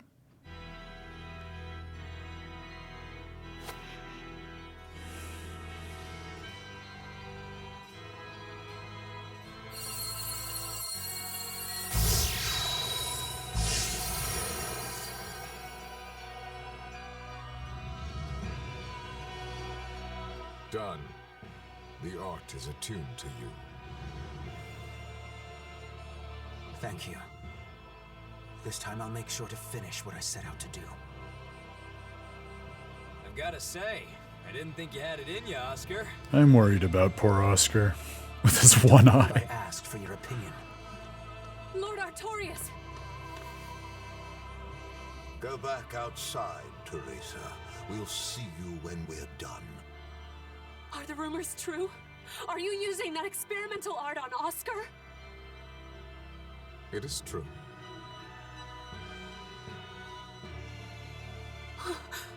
I was under the impression it was still incomplete, sir. Yep. There's still a potentially fatal weakness for its channeler. We've taken the theory as far as it will go. The next step is to learn its control and actual practice. Yeah, that's a good question, Grail, especially as we're here on the Abbey, so I'll pause on that. I mean, other people feel free to jump in, but to the best of my recollection, we've really only seen people, whether the Abbey or otherwise, talking about the impact of the Abbey, so a lot of rhetoric and justification and things like that. We've seen their impact in terms of tightly controlling trade routes and the dissemination of information. So they would probably have you believe that that kind of authoritarian control is a good thing. We've seen lots of reasons to disagree with that. But we've seen like Teresa and Hellevy is kind of, if not governing, then at least sort of exercising some sort of control or authority over the region. So that was something. But then I think tellingly, the other example that really comes to my mind readily, and kind of the only one, was back when we were doing quests for whatever the hidden guild was in the capital, and Eleanor was following around also trying to figure out what was going on. So she was clearly trying to solve the same problems that we unwittingly were solving in the town, but also Eleanor is the one who's now with us instead of the Abbey. So I think that's kind of revealing in the way that your question was kind of leading towards. Yeah, that's interesting. As we're paused, I'll also just say, like, that's interesting to hear your impression of Stan, because I actually felt the exact opposite, especially now that I'm playing through Fantasia again, which is sort of lumped in my mind since they were created so close together. But part of what really distinguishes them from one another for me is kind of the perspective and representation of Cress versus Stan. And I do feel like, I don't know, like I understand that Stan has a lot of like moral fiber and conviction to what it is that he does. But I do feel like there's sort of a core to his character that's kind of a carefree adventurer who starts out really just because he does want to become famous and see the world and get rich. And obviously there ends up being a lot more to him than that. But I think there's a certain just wildness and willing to like dig into things that feels to me really captured in terms of the way he's represented artistically, and also in terms of just the energy and dynamism in his Japanese voice actor. So to each their own, but that part felt like one of the the better marriages of different forms of representation to me, especially in those sorts of early stage JRPGs that we got in the late 90s. Don't tell me you intend to test it against that Therion.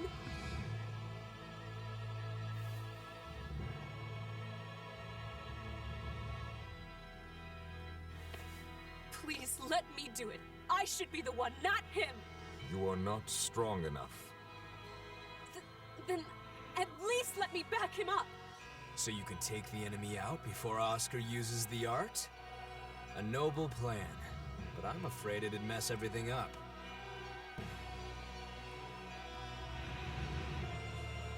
How so?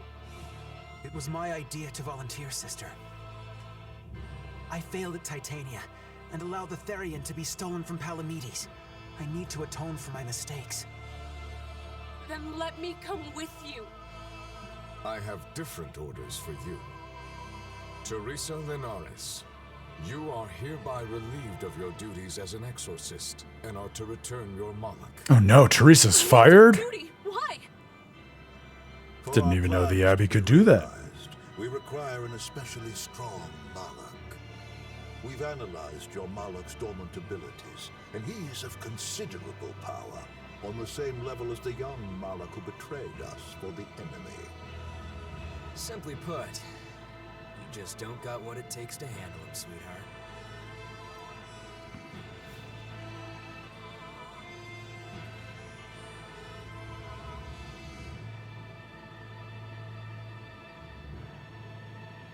Yeah, that's interesting, Grail. Do you have a sense of where the dissonance comes from for you?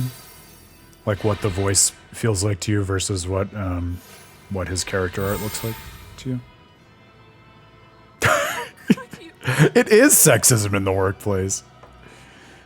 Can't trust a woman to do a man's job. That's just reason versus emotion.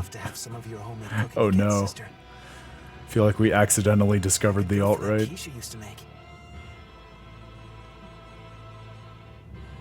How can you talk of that right now? And then they send her back to the kitchen. Lord Artorias. I know what you're going to ask. Yes, Oscar, when you fulfill your mission, I will make Teresa an exorcist again. Oscar, are you doing this for... Don't worry about me. I'd go to the ends of the earth and back for a plate of your delicious quiche. Oh, man.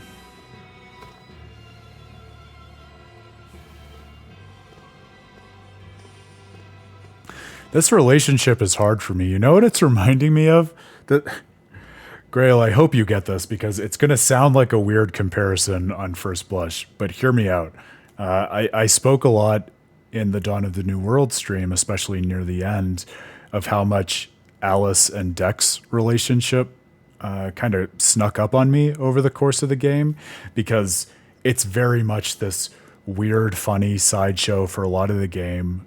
But then as things turn in the last few hours, it gets a lot of pathos really quickly, to the point that when they ultimately meet their untimely ends, it's really sad and you feel for them. And I feel like maybe not all the Tales games, but there are certainly Tales games that have this special magic that I don't see in a lot of other stories or a lot of other video games, for having really interesting and nuanced little, almost like short stories or side portraits of intimate relationships between two characters, whether they're romantic interests like Dex and Alice, or even siblings like we see with Teresa and Oscar here, where they're outside the view of the main plot, so you always feel like you're kind of just peering in and getting little glimpses.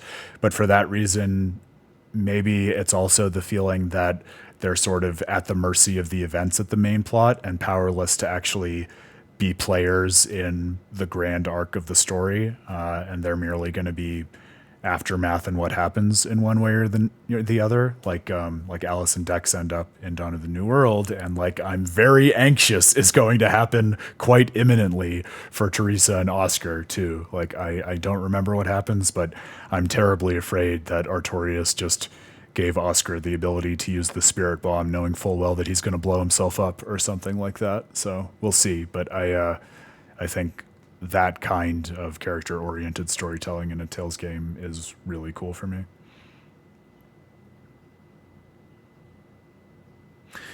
Yeah, absolutely, Grail. I think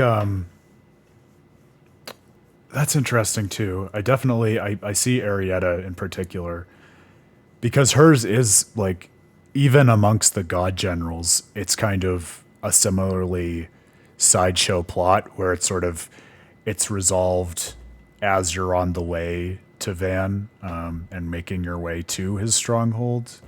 You're learning all of this sad stuff about what made Arietta who she is, and even with her duel with Annis and stuff, it's almost like she's written off as incidental to Van's machinations and the party's actions against him. So she does pull at my heartstrings in a similar way.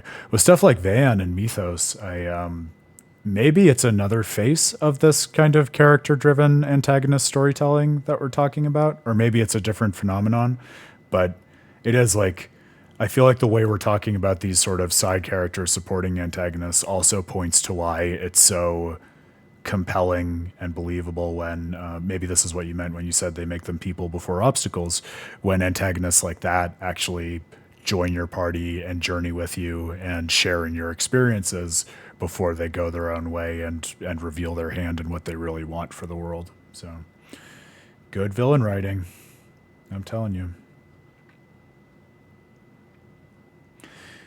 Yeah, it's sad. I mean, we could do a whole character study on Arietta before all is said and done. But I think my instinct about her, and I didn't dwell on her too much in my Tales of the Abyss analysis because sadly, to the point we're talking about, she was kind of incidental to it or a bit of a sideshow. But I think my 2 cents on her right now would be, it's kind of sad because, you know, she's this tragic orphan who's rescued and raised by monsters. And in a certain way, I think like even the people around her, for that reason, as much as anything else, only ever kind of see her as an animal or something to be handled and treated and fought with or kept as a pet. So I think as sympathetic as she is, and there are so many moments in the plot when she is really like more human than a lot of the other people around her, or replicas for that matter, she just never really receives recognition on the level of being a peer of all the humans she interacts with, which is part of what I think, the more I think about her, makes her a really sad character with a lot of pathos. No! Oscar, don't go! Oscar!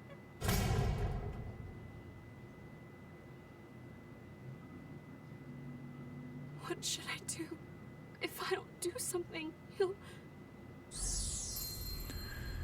Yeah, I'll tell you something that speaks to that, Grail, once we're done with the scene. I don't want to interrupt it again prematurely. What's this? I'm receptive to that art. Ooh, receptivity coming up again. And to you. That is the symbol of Innominat. What could that portend? Probably nothing super good.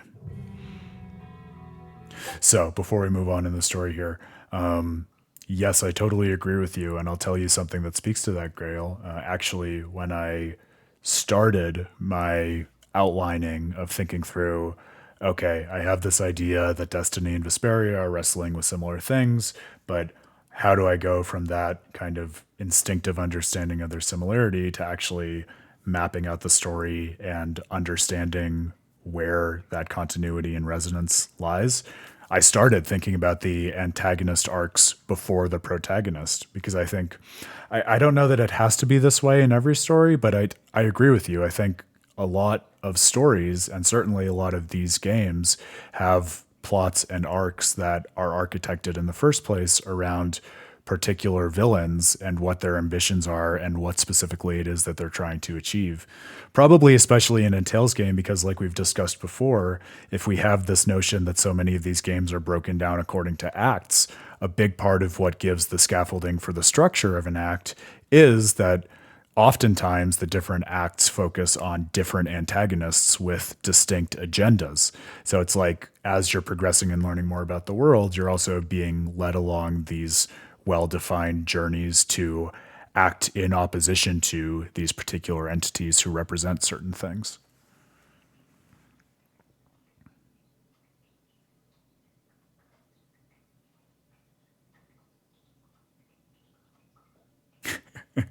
Yeah, 100% Grail. I love that you keep coming back to that idea, by the way. I feel like we're going to have to make some memes or write a short story about it at some point. It's so compelling. Weirdly enough. Where am I? Such a little earworm, Van and Mario Bros. 3 days. Then that's 3 days wasted. What's the situation? Well, let's see. For one thing, Grimoire's been deciphering that ancient book. She says that this new copy is complete. All the pages we were missing are there. Excellent. As for the dogs, Kamawana's taken a real shine to them. All right then. Now we just need to find that last Therion. Velvet, no! I said take it easy. Seriously.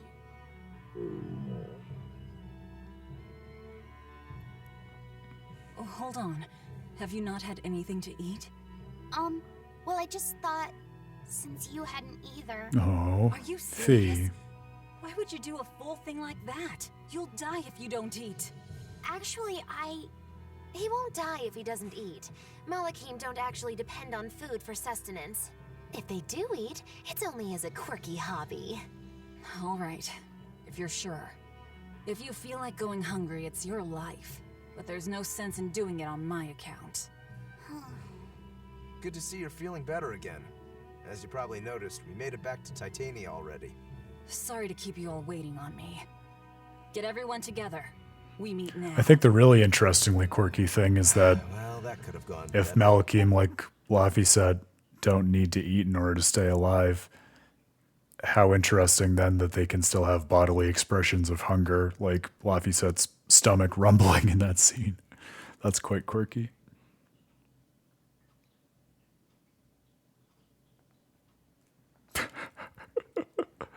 Oh my God, Grail. The great thing that like speaks to the metal and degree to which this this interpretation or hypothetical game idea is compelling is that as you say something like that, I'm equally inclined to replay Tales of the Abyss, but also to replay some of the Mario games. Like you have me thinking of the pathos of Mario in new ways, in a way that surely is only possible through the inequitable lens of Van de Stelke Grant. I just wanted to better understand the hardships Velvet's suffering through. It seems unfair for her to bear all of it alone. Well, she's... how can I put it? A very straightforward kind of person. But nothing gets under her skin like a clumsy display of sympathy. What should I do about her then? For now, just get something in your tummy. Any good warrior knows you eat when you have the chance. Even Malachim have more strength on a full stomach than an empty one, don't they? Yeah, it's true. Food will fill an empty stomach. But what is there to fill an empty heart, I wonder? Magi Lu, I think we're approaching the point in the story where you have to tell us a little bit more about yourself, sweetheart.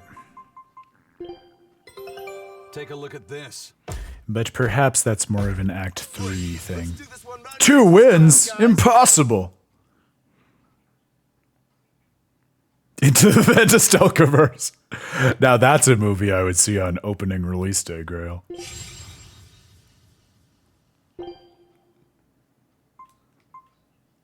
Oh my God. See, that's why they don't let ultimate antagonists travel through the Talesverse in their cameo storytelling or EX dungeons. Because can you imagine if Van de Stelke Grants got his hands on something like the Calyx or I forget if it has a name, but whatever the hell ruins allowed for the intersection of universes in Tales of Arise? Like, oh my goodness. That dude would be terraforming everything in a desperate attempt to reclaim Hod.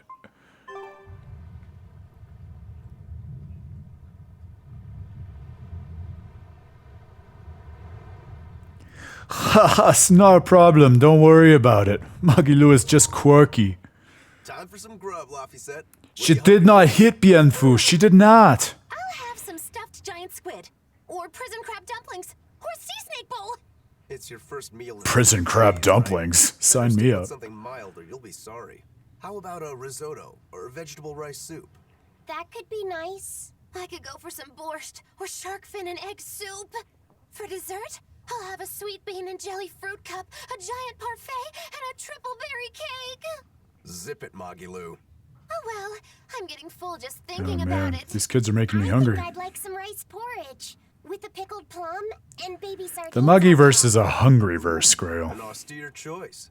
And an apple. In that case, you should have some apple boo. Apple boo? What on earth is that? It's just grated apples. But when my brother wasn't feeling well, I often fed it to him.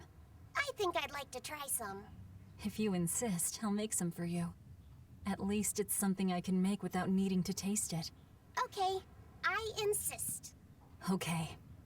If you're already making some, I'd like... Zip it, Magilu. So this is a more subtle distinction in the voice acting, and I don't know if you have already noticed it, but I didn't really consciously process it until that skit just then. But remember back when we were going through the illusion in Aball, we talked about Velvet's voice acting and the really stark distinction between the way she spoke when she was 16 in Aball and the way she spoke when she was 19 as a demon on this very island, and thereafter when she was much more cold and restrained and guarded. And now, like I noticed in that skit, so I'm sure we're going to hear it again, but it's kind of like, and I'm sure this was intentionally directed in the voice acting, she's splitting the difference. Like she still has the maturity of the 19-year-old Velvet, but her voice has softened a little bit. You can tell she's giving a lot more consideration to characters like Laphicet in terms of cooking something thoughtful for him, and the tenor of her voice reflects that in a way that I think is really cool.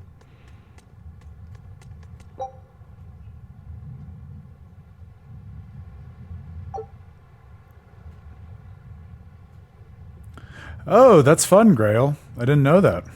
All the more reason for me to try to talk Bandai Namco into porting that over here eventually, I guess. I probably mentioned this. I know I mentioned it because I talk about it in the article, which I think you still haven't read, so I'm going to beat on you until you do that. But one of the really cool things that I loved about doing the research for that was the creative director said they had wanted initially to make Van playable in the party up to the events at the end of the first act, but then they realized that wasn't something that could feasibly happen, and so they settled for just including him in the skits in a way similar to what you get with Mythos during his time around the party in Tales of Symphonia. Yeah, they do eat well in Japan. All the more reason for me to get back over there. I'm eager for it. I think that's one of those things, Grail, where it depends on what you mean by mature. I think she's certainly mature in the sense of having gone through a lot and going through stages of processing it. I think to me, the mark of a lack of maturity, whether in these stories or in real life, is to go through the sorts of trauma that someone such as Velvet has been through and simply repress it or deny it or do what you need to just push it down and not deal with it. And while I think that might have been the case when she first came out of the dungeon and was just kind of steeling herself for life by focusing on revenge, I think that was actually one of the things that I wanted to talk about with what we saw in the illusion in Aball, because really, in a certain way, it was like a therapeutic process of like coming to terms with your past by reenacting it.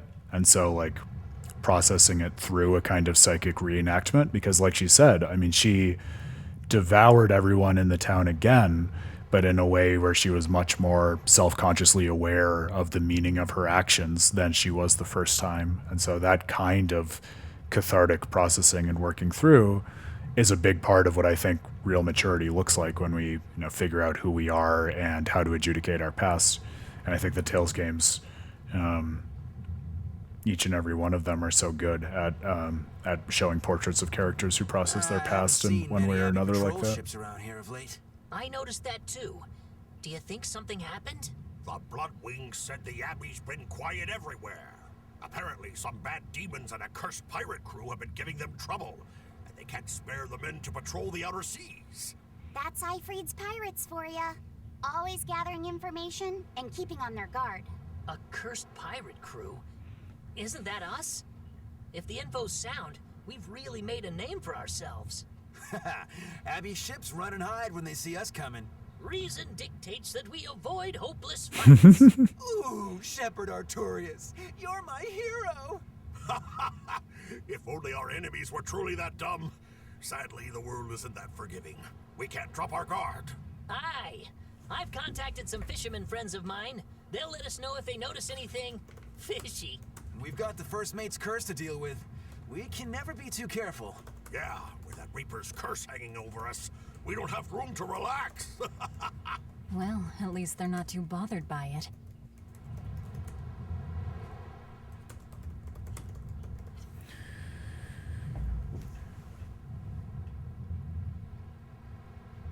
Oh, that's a good idea, Grail. Yeah, why don't we go back and check that out before we go on here? Yeah, I might know some of the content that you're talking about. I feel like I dug up a decent amount of that back when I was researching for that study on Tales of the Abyss. Like, I think, as with a lot of these games, there were some particular mystic arts and the supporting cut-ins for those that ended up not making it. And then the one thing that really stuck with me that might or might not be part of what you're thinking about as well is... Oh, we might not be able to actually go back yet. Yeah, well, remind me the next time we're going to set sail, Grail, and we can look at that. It's not going to let us right now, I don't think. Yeah, doesn't look like it. But then the other thing was that, if you're in Doth and you're looking at all of the records in the library, which still to me is one of my favorite repositories of background information on a world in a JRPG that you get through libraries, they have records of all of the different people in the Order of Lorelei and their ranks and everything. And there's a reference to, you probably know her name, I can't remember it right now, but another god general who's not currently in the ranks in the events of Tales of the Abyss. And then she actually shows up as a character in one of the arcs or side stories in Radiant mythology, which is kind of cool. So I love that.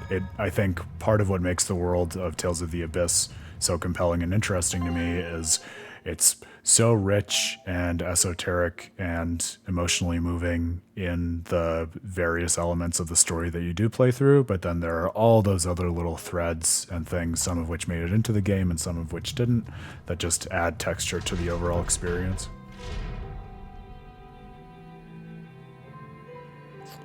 Yeah, I wouldn't be surprised if it was art around this god general that I was talking about. Because I think it might have been one of those cases where there was a plan to include her more, and then she ended up being more of an out-of-focus presence in the way that I discussed. If it's that far out, it has to be in Endgand. Endgand is a collection of small islands. There's a comparatively bigger one called Lionel Island, but that's the exception. Yeah, I think the Earth Pulse point's probably out there. Endgand, huh? Those waters are haunted by ghost ships, you know. Ghost ships? Yep. Legend has it they snatch up wrongdoers who bear lingering regrets and whisk them away to that eternal voyage. That doesn't sound promising. Currents from all over the world converge in Endgand's waters, so a lot of shipwrecks from distant What a name for the place seas in which to find the last Therion, Endgand, huh? So that's where the stories of ghost ships come from. Boo! You guys have no imagination. I'd rather they stay imaginary myself. We should still be careful. We'll be fine. Ghost ship, exorcist, whatever comes along. We'll be the ones to administer their last rites.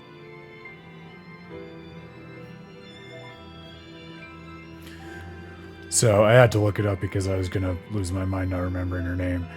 Aball is the name of the other god general who's mentioned in Doth, but is not present in the events of the story. And I think she shows up in Radiant Mythology.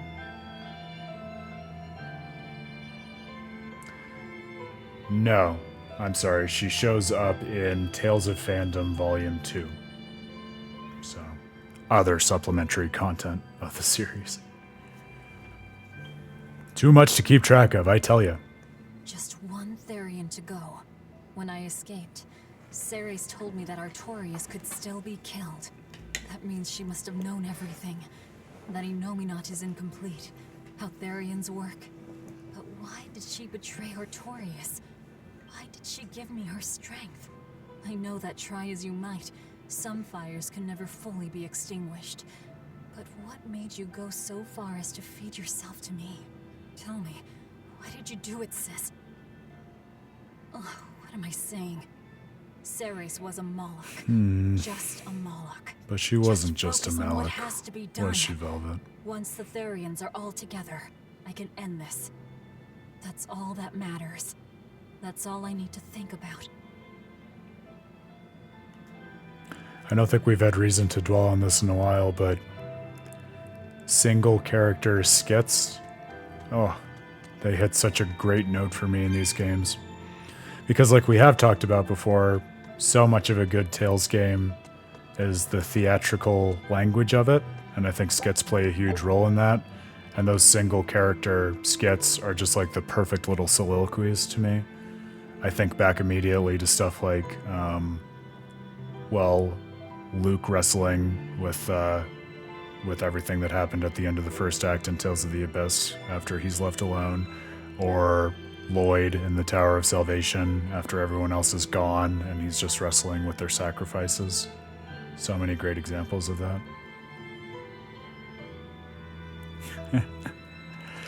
But you hate it and you don't, right, Grail? I mean, I truly think there's something special to the idea of kind of this lost lore of stuff that was considered to be in there but is not. It's like all of the different esoteric commentary and versioning and stuff around the ancient texts that plays such a big theme in Berseria here, right? I think if it were just the case that every idea they came up with made it into the game and the game was that much bigger, even if we imagine that the game were perfectly coherent, I think there would be a certain kind of magic to it that would be lost, at least for me. So much of the mythos and the magic of the stories, I think, comes from these kind of apocryphal legends around them, for want of a better way to describe it.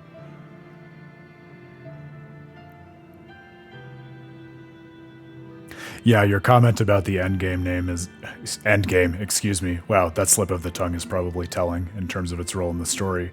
But yeah, your comment about Endgand is interesting and funny. It puts me in mind of... I was trying to think. I feel like there must be real-world examples of names like this, because I think of that, and I think of all the talk of ghost ships around it, and I hear it as a place that people named that way when they felt like it was the end of the world, even though it really wasn't, which I think is a certain kind of naming trope and a cool one, especially for games like this, where, like we talked about back in Zestiria, they go on this whole journey across the world, but Micleo and Sorey look at each other at the end of the game and acknowledge that they've really just seen a tiny portion of the world, which is pretty cool. But yeah, there have to be real-world places like that. Maybe they're not named that way anymore, but they were given these names with a certain finality, like, this is the end of the map. And then, of course, it wasn't the end of the map.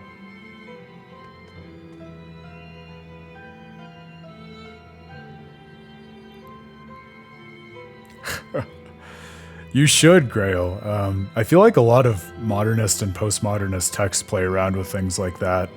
Like, I can't think of any good examples from Borges or Calvino off the top of my head, but I feel like some of Borges's more metafictional stories were designed in ways where, like, there are missing citations, but that's part of the story, or it skips parts that should be there but aren't really there. So it does add a certain storytelling element that isn't the same thing as just having more content. It gives your reader a different experience of your world and what it is that you're trying to say.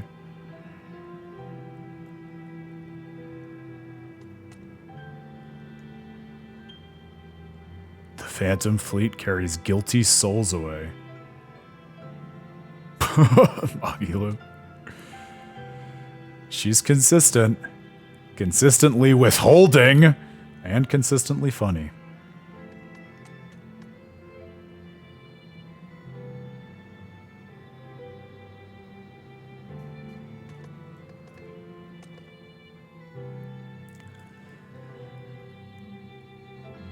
Man, when Magilu was rattling off all that seafood and she talked about crab, I remembered this experience I had in Seattle at PAX West.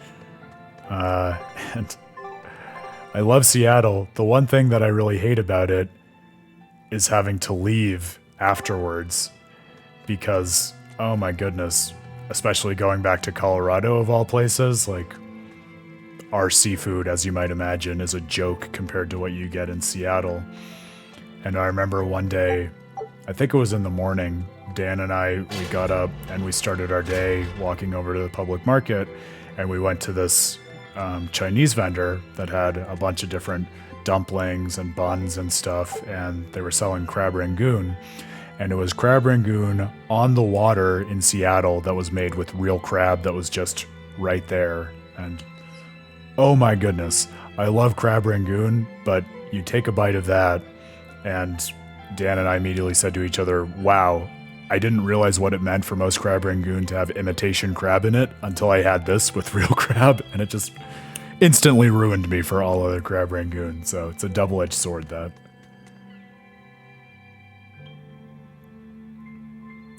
I think like all writing and storytelling and communication, Grail, it depends on what you take your audience to be, right? I think there are plenty of people, like the sorts of people who think about video games like we do, where if you spend a lot of time not just loving stories, but thinking about stories and enjoying their structure, I think it's more natural than people expect for you to also end up interested in what it means to use structure as a part of the storytelling, because that's what we're talking about, right? It's the same thing as like I wrote an article a while ago on the way that Miyazaki uses DLC in stuff like Dark Souls and Bloodborne to tell stories that are uniquely meaningful because they use the fact that they are DLC as part of what makes the story work.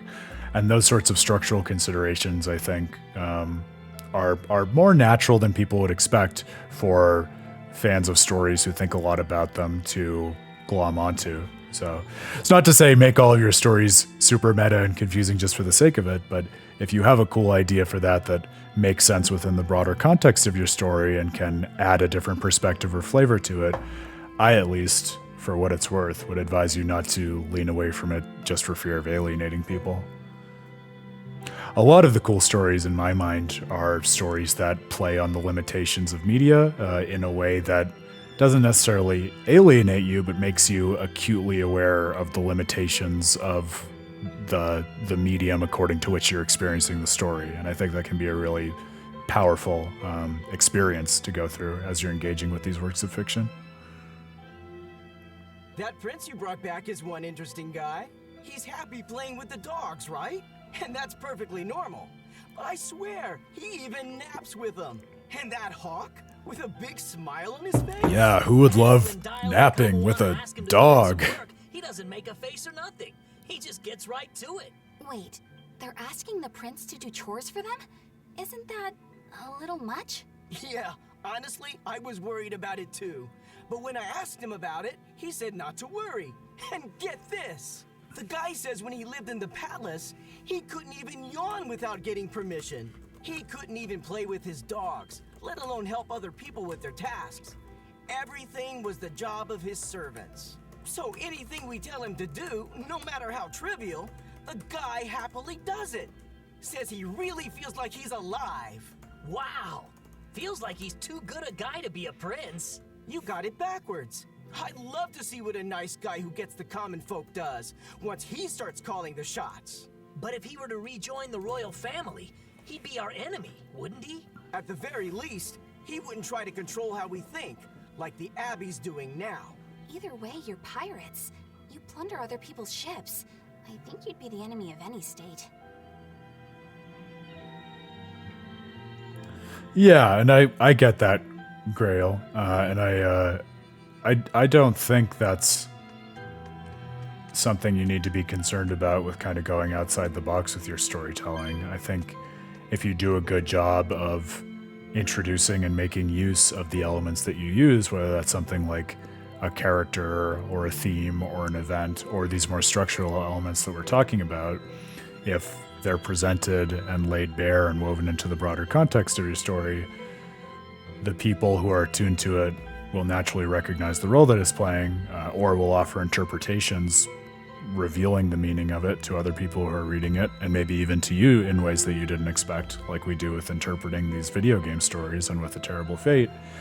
And the people who don't get it, well, they, as you point out, I don't think the people who don't get it are going to suddenly recognize it just by virtue of you as the author explaining it to them, not in the way that you would want them to. Was there another exclamation point? Yeah, all the way back there. I think at the inn on the other side of camp. Well, you know I'm gonna go out of my way for an inn skip.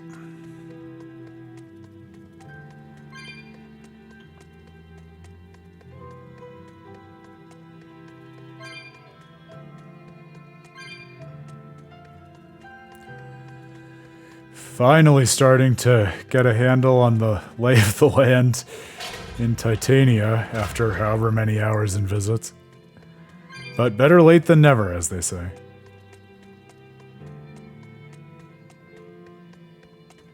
I know, those were the days, weren't they, Grail? Maybe if we sleep at the inn enough times here in Titania, Kratos will show up through a portal and teach us a cool sword art. That would be nice. Or Guy will train with us.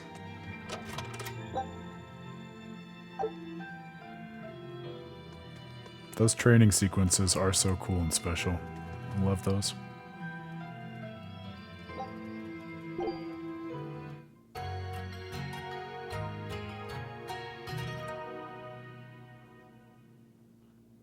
Oh, I guess it wasn't an in-skit. I think that was just wishful thinking. Or was it? Oh, it was out this way.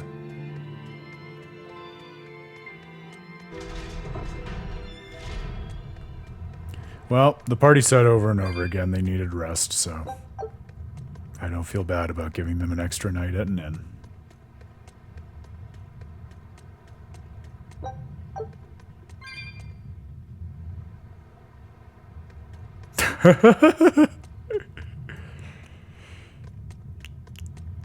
Or Carol just shows up with the Dawn sword. I need to learn the special art to honor the Dawn, and you're going to help me.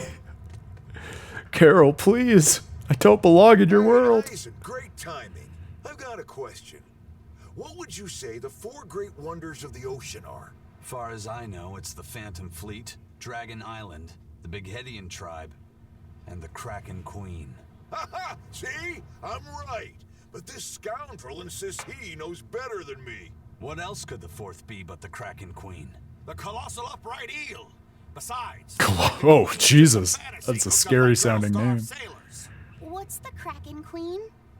What do you mean, fantasy? It's not just a fantasy, boy. The Kraken Queen is a slippery black squid, the size and shape of a lusciously proportioned woman. When it encounters a human, it goes into a frenzy, attacking with its long whip-like arms. That sounds painful.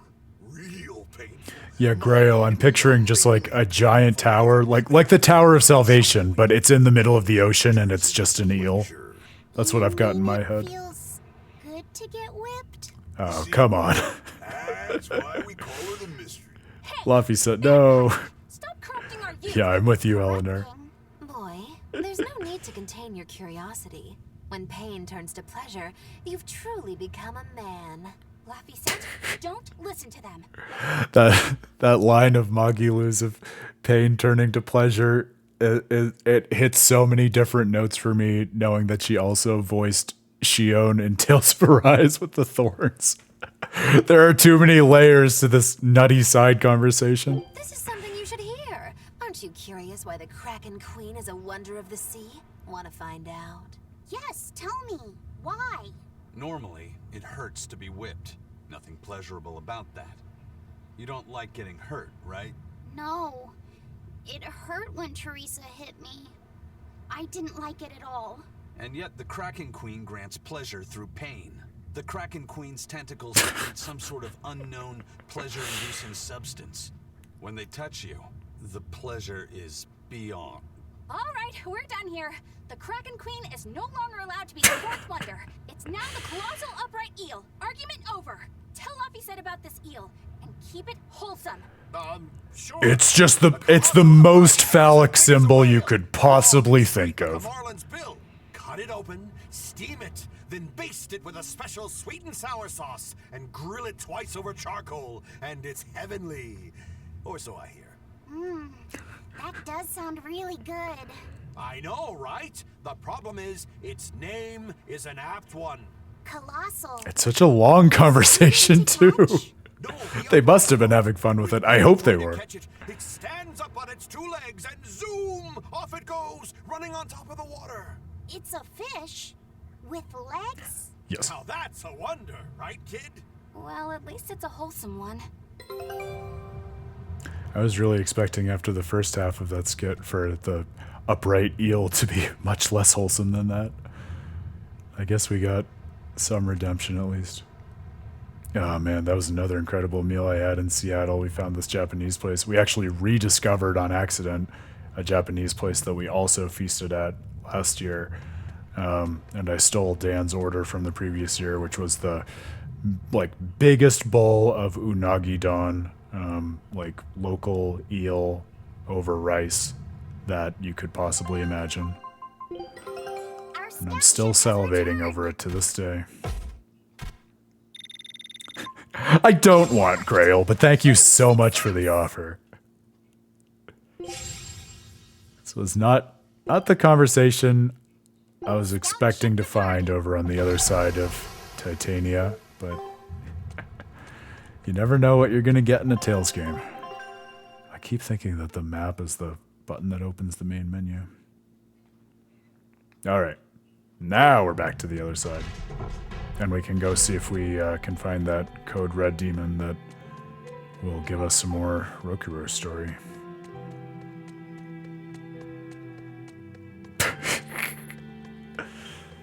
Yeah, well, thank you for saying the quiet part out loud, Grail.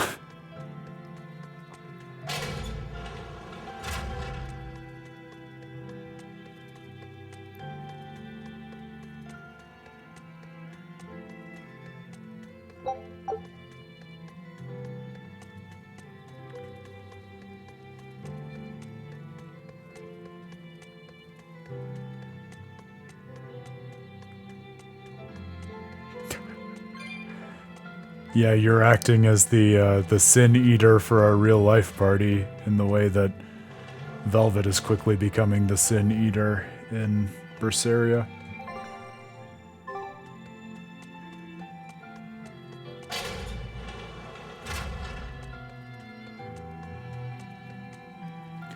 That's something I keep meaning to talk about, and I don't think I've explicitly discussed yet, but since Velvet has brought this up more than once, basically ever since she was first called the Lord of Calamity, I think it's worth keeping an eye on, because for all we talked about in terms of Saray being very Christ-like and the story of Zisteria mirroring the journey of Christ in many regards, I think there's also something very Christ-like in the way that Velvet, like I was saying, has pretty immediately since she started being identified as the Lord of Calamity, taken on this role of a Sin Eater, which has had kind of various cultural roles throughout history, but is kind of, you could think of Christ as a Sin Eater in terms of like dying for the original sin of humanity and giving them like a path to heaven and redemption and a cleansing of the spirit.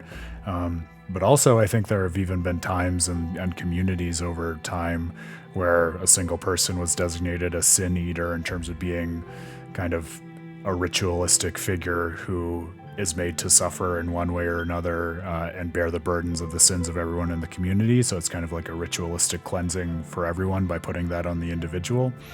And so I think it's kind of cool that from the first moments that Velvet is referred to as this harbinger of malevolence, she starts saying things like, yeah, you know, if you wanna blame me, put that on me, that's fine, I'll take it. I don't have a problem with that. Interesting, because for all the differences we've been marking out between her and Saray, that does seem like a similarly sort of Christian approach to bearing the burdens of others' sins for the betterment of the world. And something that does seem very purely Velvet for all of her associations with malevolence.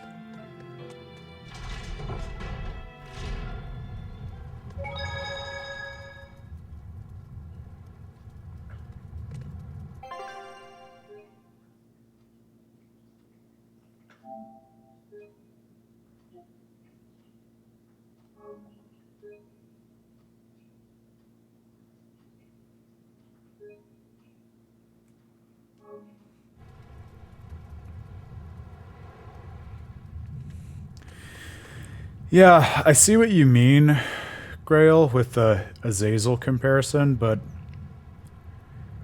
I don't know. I think that's part of what's interesting to me about the second act, and especially the way it's starting to shape up now. Like, I think the Velvet in the first act of this game might have been willing to buy into that description, but I think, like, one of the ironies of her character that I'm seeing, which is probably part of why I'm taking the time to point it out now, is that I don't really see her dragging the rest down in the way that you would expect someone like a Lord of Calamity to. I mean, remember way back at the beginning, there was that scene with Rokurou and Aizen talking, where Aizen basically said, yeah, you know, I want to join up with and follow Velvet just because she seems like a really determined person, and I'm curious to see how things are going to shake out. And it seems like for all the aspects of their journey and all of the ways in which they've kind of run afoul of other people, it has been in pursuit of some kind of authentic autonomy that the rest of the world is being denied, and that, at least for me right now in the story, it's hard to argue is like against the grain of ethical justice. So I feel like for all the way she's being made up to be an anti-hero, there is something that's more purely redemptive about her in a way that's kind of cool for me. Aw, come on, it's fine. No, it's not. You have to do it right. You're so mean, Medusa. If you keep telling me what to do, I'll hate you. Fine, hate me then. So long as you do what I say. Spoken like a true surrogate mommy. I love you, Medusa, and you don't even care. What's going on here? Eleanor, Medusa's being mean. She keeps telling me to dry my hair after my bath, but I don't wanna. What? Is that all you're arguing about? This is important. Just because she's a Therion doesn't mean she can't catch a cold. But I won't! I won't catch a cold! I swear! I don't want to take Mom's yucky, awful medicine, so I'm not gonna get sick. If you insist on being so stubborn, we can do this the hard way. There's no need for everything to get so worked up. Her hair's pretty much dry already, right? Yeah, what she said.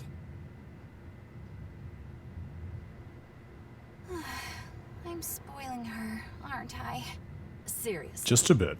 Look, we don't even know what would happen if a Therion catches a cold, let alone how to treat it. They could turn into a giant monster. They could disappear into nothing. I get it. They could sneeze. I know you feel responsible for her. You mean what happened to her mother? Yeah. Laphicet told me about it.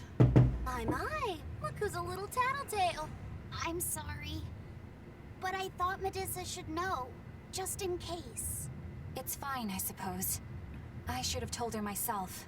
Well, at least I understand everything now. It's all too tragic for words. Yes. And the knowledge would not be something that a young child could possibly bear.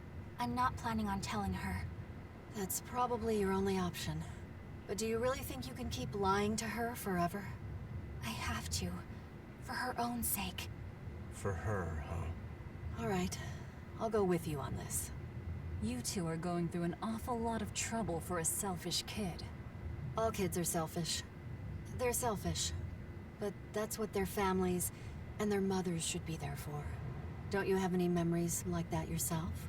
Sorry, but I'd rather just keep them to myself. Pish and piffle. Everybody and their issues, am I right? Magula bringing us back down to earth.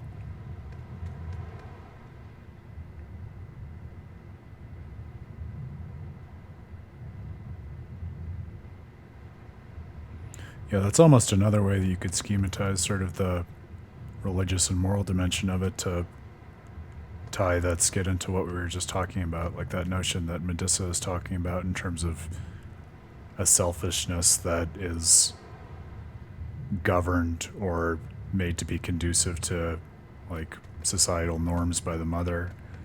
I feel like a lot of what the party is about and is maybe an aspect of why they were originally seen as anti-heroes, but also why they're able to overcome that and contribute to the world in a positive way, is that all of the characters do sort of have a center of gravity within themselves in terms of what you might consider selfishness, but it's a very natural selfishness which doesn't necessarily have to evolve into egoism or moral corruption, but can just be used to get better in touch with yourself and then project something authentic out into the world, which seems to be a lot of what they're wrestling with right now.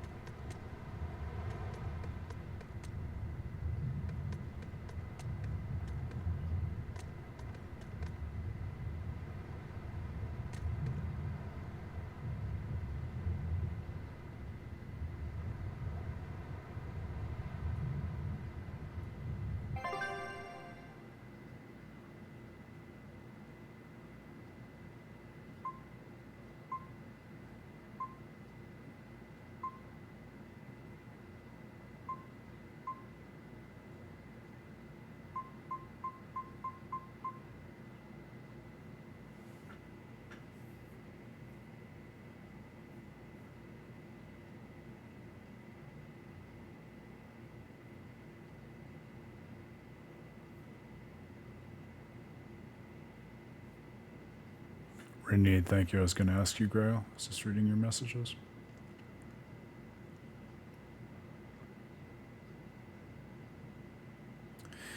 Yeah, I guess, Grail. I mean, I know what you're saying. The Watchers are actually part of what I also bring into my reading of Tales of the Abyss, because I think there is a reason that the Watchers are called the Watchers in Tales of the Abyss. Let me leave it at that.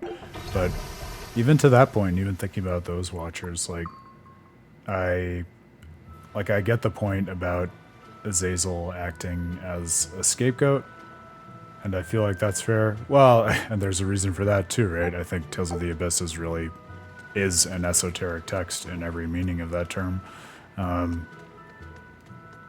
But I don't know, I think about the Watchers, and I think to me, that's more of that's anti-redemptive, right? They give humans all of this knowledge and understanding before they're ready for it, and basically break the cosmos, and then, God and the divine punish them and put all of the knowledge back in its box.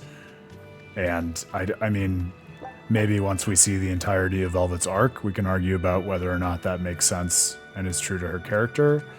But I feel like, let me put it this way. I feel like the Abbey and the role that they are casting Velvet in might be characterizing her as Azazel. That seems right to me. But I feel like in terms of her role in the story and what it is that she's actually doing, it feels too much to me right now like a denigration of her character to say that she's sort of acting in the same capacity as someone like Azazel was.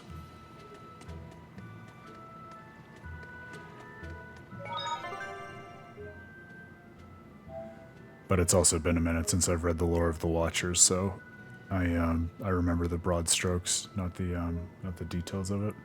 You could also just be an Abbey propagandist.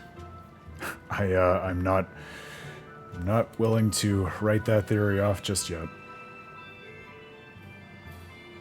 What was the verse I was thinking of? Because there was actually I quote it in the article.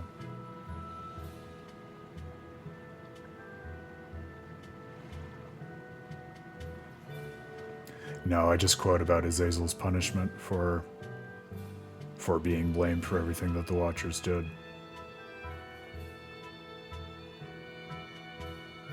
He also, I mean, the other thing about Azazel, as he's usually represented in the Book of Enoch, is like, is he scapegoated? Technically, maybe, yes. But if you look at like his involvement in walking amongst the humans and teaching everything and cavorting with them, he also does seem to be sort of disproportionately the leader for that. So maybe a scapegoat in terms of being like the single locus of punishment for a group, but also kind of in a way that is maybe more warranted for his character than you would think of as a typical scapegoat or sin eater.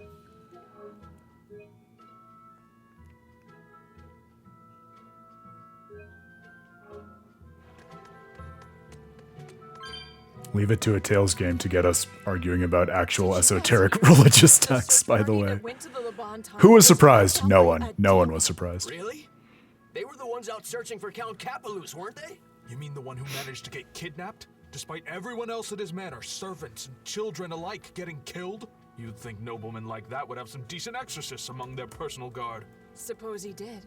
But I heard every blade there, sword and spear alike, was found chipped and cracked to hell. What kind of demon could do that? Who are the Capeluses? They are one of the great noble lines, on par with Oscar's Dragonia family, and have served Midgand for generations. People refer to them as the royal family's hidden dagger. Unlike me, you never hear good rumors about them. They say behind the royal family's glory. It's the first time I've had to change controllers midstream in a minute. I was hoping we had dealt with that issue. At the hand of the Capelus family. But those are just rumors. Although I do know that in recent times, the Count had stood against the rise of the Abbey. I couldn't care less about the whereabouts of some noble. But we should be careful of the demon that took out all these exorcists. Not malicious education. That's my least favorite kind.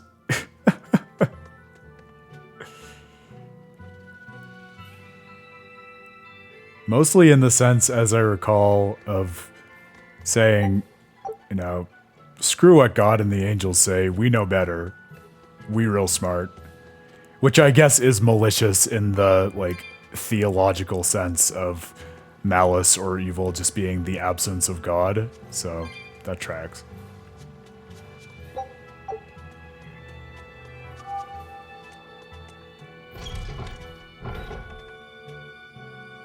Near the tower. Excellent. So is that out on... I assume it's out on this continent, right? Let's go and see if we can see on the world map. Laban Cavern.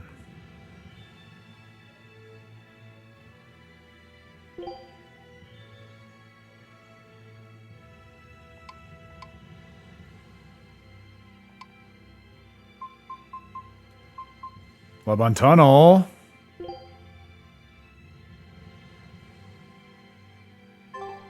They won't let us fast travel there. But that's definitely in one of these directions, right? I don't love the fact that it won't let us see adjoining maps very well. So can I scroll the map? Let me scroll the map. Let me just... Ugh! Alright. North through the plateau. Alright, thank you. Navigating the map won't help me, but you can help me, Grail. You can be my GPS.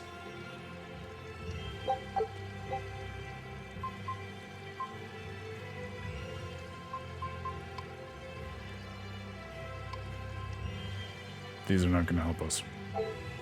Frustrating.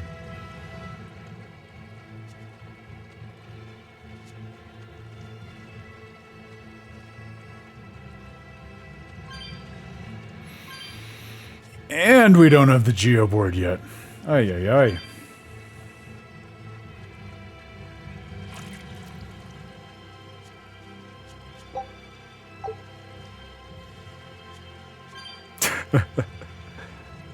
Make a U-turn when possible.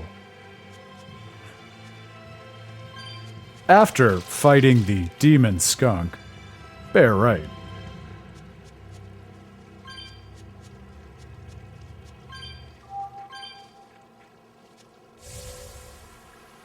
All right.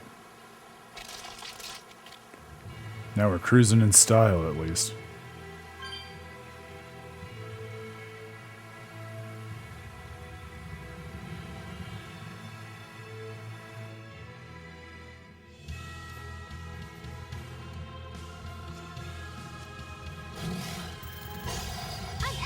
Oh, no.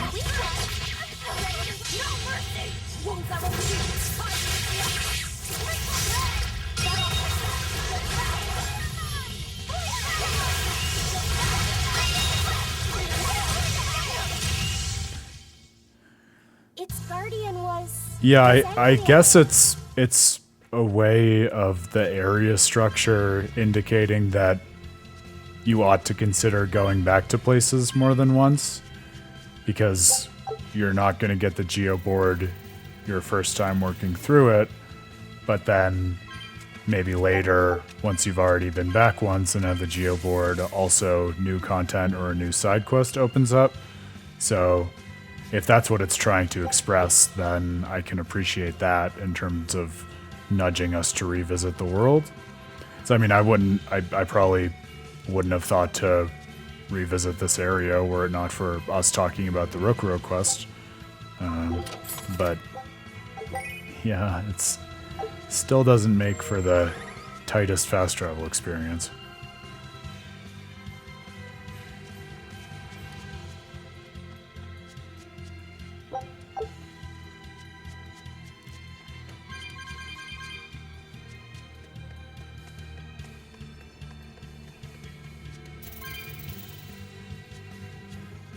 Man, I wish there were a field skill of the kind you can get in so many games that just give you a little magnetism for all of these little souls on the map, as opposed to needing to walk right over them every single time, one by one. That would be a nice little quality of life tweak.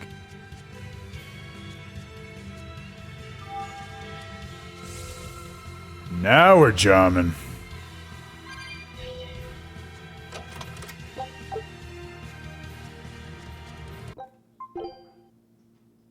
Feels though we haven't saved in a moment.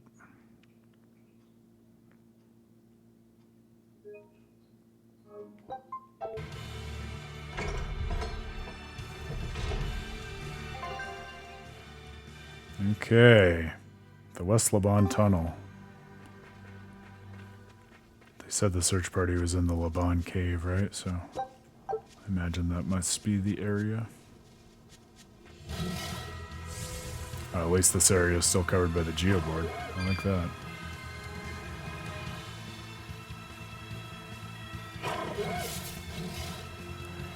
Yes, this was the area that was, I think, walled off by soldiers, if I remember correctly, the first time we were here. That makes sense. Nice to have a reason to go back.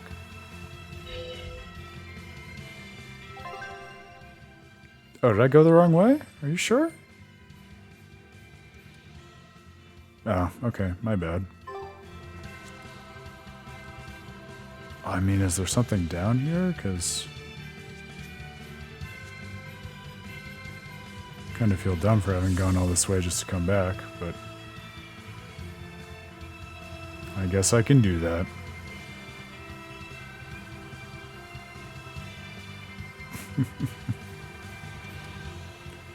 A real-time case of what you were talking about before, Grail, in terms of my knowing Tales of Symphonia like the back of my hand, but Tales of Berseria, maybe not so much. Alright, let's try that again. Oh yeah, zoomed right by it.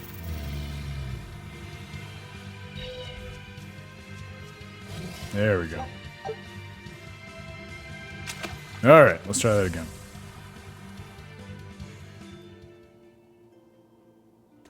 There you go.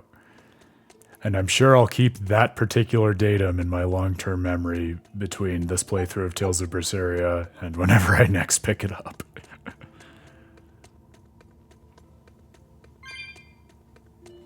I don't know, though. There have been even a couple of games already in the Tales of Praxis series where I've thought about going back to them in my own time and replaying them again, just because, I mean, like we've spoken about many times, so much of the value and the storytelling language of the Tales series comes from the replay. So I think it's pretty reasonable to have that impulse. But yeah, don't know which I'll end up acting on that impulse for yet. I might go back to Destiny at some point, honestly. Maybe once I've finished writing and publishing this article and then revisiting it through the lens of that finished work. Because especially when one puts aside the grindiness of a JRPG from that era, its story is really pretty tight and touching, and there are so many nice little details to explore and adventures to go on, and characters to live with. It seemed that way, you know. Although the exclamation point was on the map, and now it seems to have gone away. Yeah. Well, we're here now. We might as well grab this chest at least.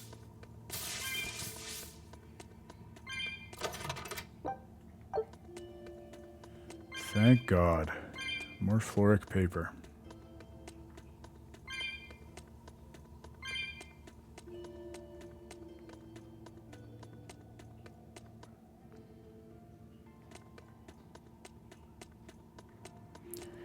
Well, as great as it was that the main story was heating up, it does feel warranted to dig into what really feels like the first little side quest that we've taken on in our Berseria adventure. Besides, of course, the always important side quest, Magilu's Menagerie, which will never not take priority.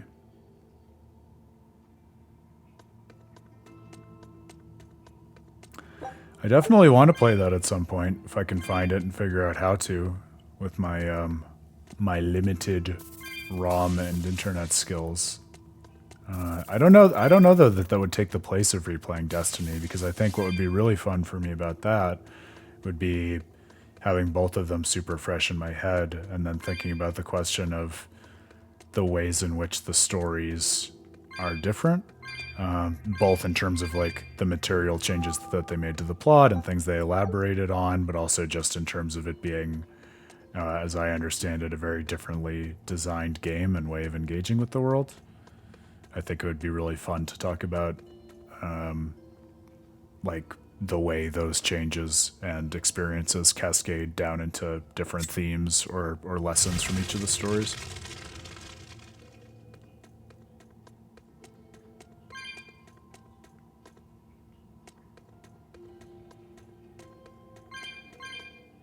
Yeah, well, if you can, if you want to share that file or something at some point, I think I do have a beat on an emulator, one that I jotted down a while ago, so yeah, I felt proud of figuring out emulation for Pokemon, and that was like the easiest one, and that emulation doesn't do PlayStation stuff, but I think I found one that works. Between our two brains, we can figure something out.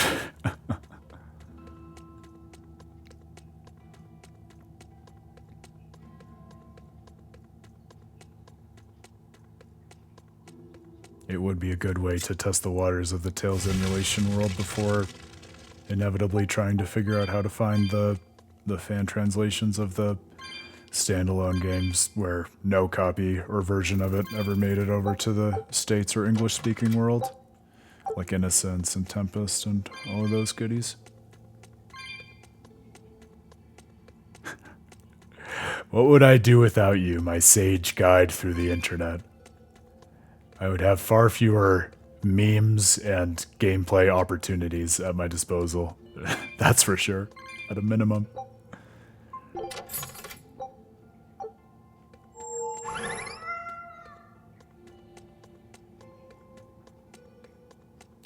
I wouldn't try to talk you out of that. You'd be doing everyone involved in Tales of Praxis a great boon. And don't think I wouldn't express gratitude to you for it, my friend.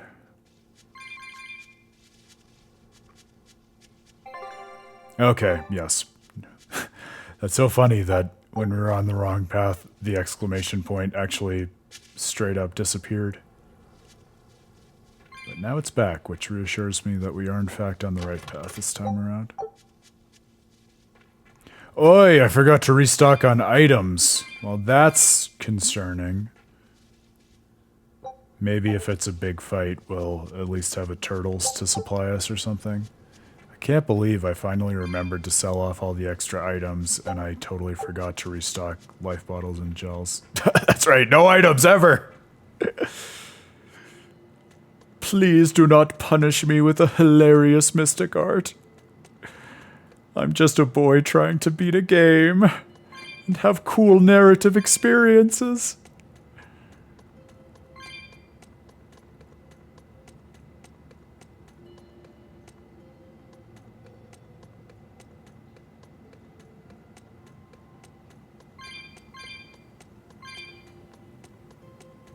No, of course there's no turtle. That would be too easy. I'm sorry, no turtles. I can't believe I cut that short to turtle. Those things are clearly not turtles with an S.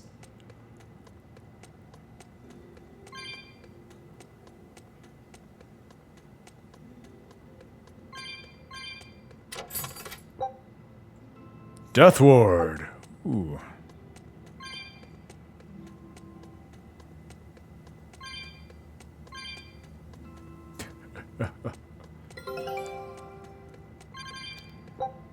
I can't even tell if you're being sarcastic or not at this point, Grail, but my item situation does have me nervous.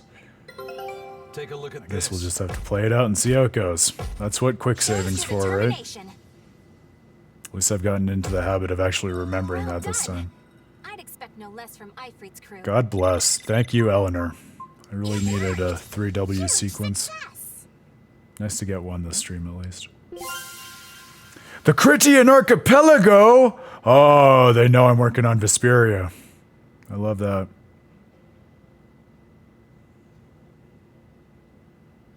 Oh, I guess maybe it's meant to be the shape of one of their antennae. I was sitting here thinking about it, because it also looks like a distinctive shape, but is a little less obvious than Tipo. This hidden island can only be reached when the brave Vesperia star is shining the way. Its residents revere a hound called the Demon Dog. All my favorite things. Let's fucking go.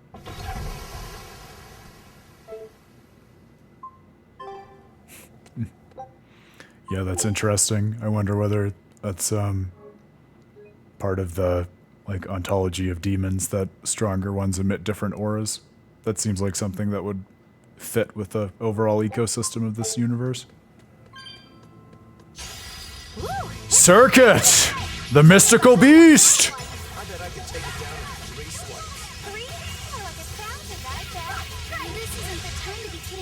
That would be a cool mystic art for Rokurou. 1,000 swipes. Stop doing that!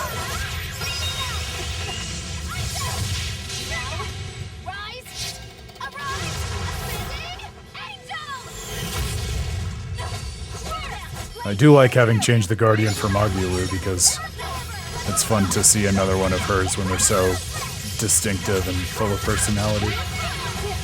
Unlike so many of these weapons. Okay, God bless. I don't want to jinx us, but it looks like this one's easy pickings.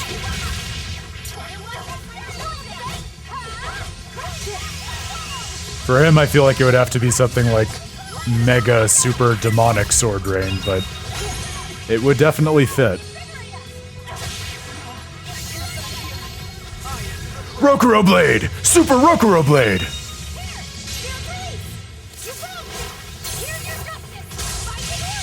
Yeah, some definitely do. I'm being unfair. To be careful not to misuse my power. But I feel as though there is a special level of flavor to Magilou's that is hard to emulate. In many weapons, even beyond Berseria. I think they go above and beyond with hers. Anis's dolls kind of strike me the same way. There's a name for them. Tokunaga? Is that it? Something like that. Her monster dolls all have similarly cool character and personality. Hey, look at that.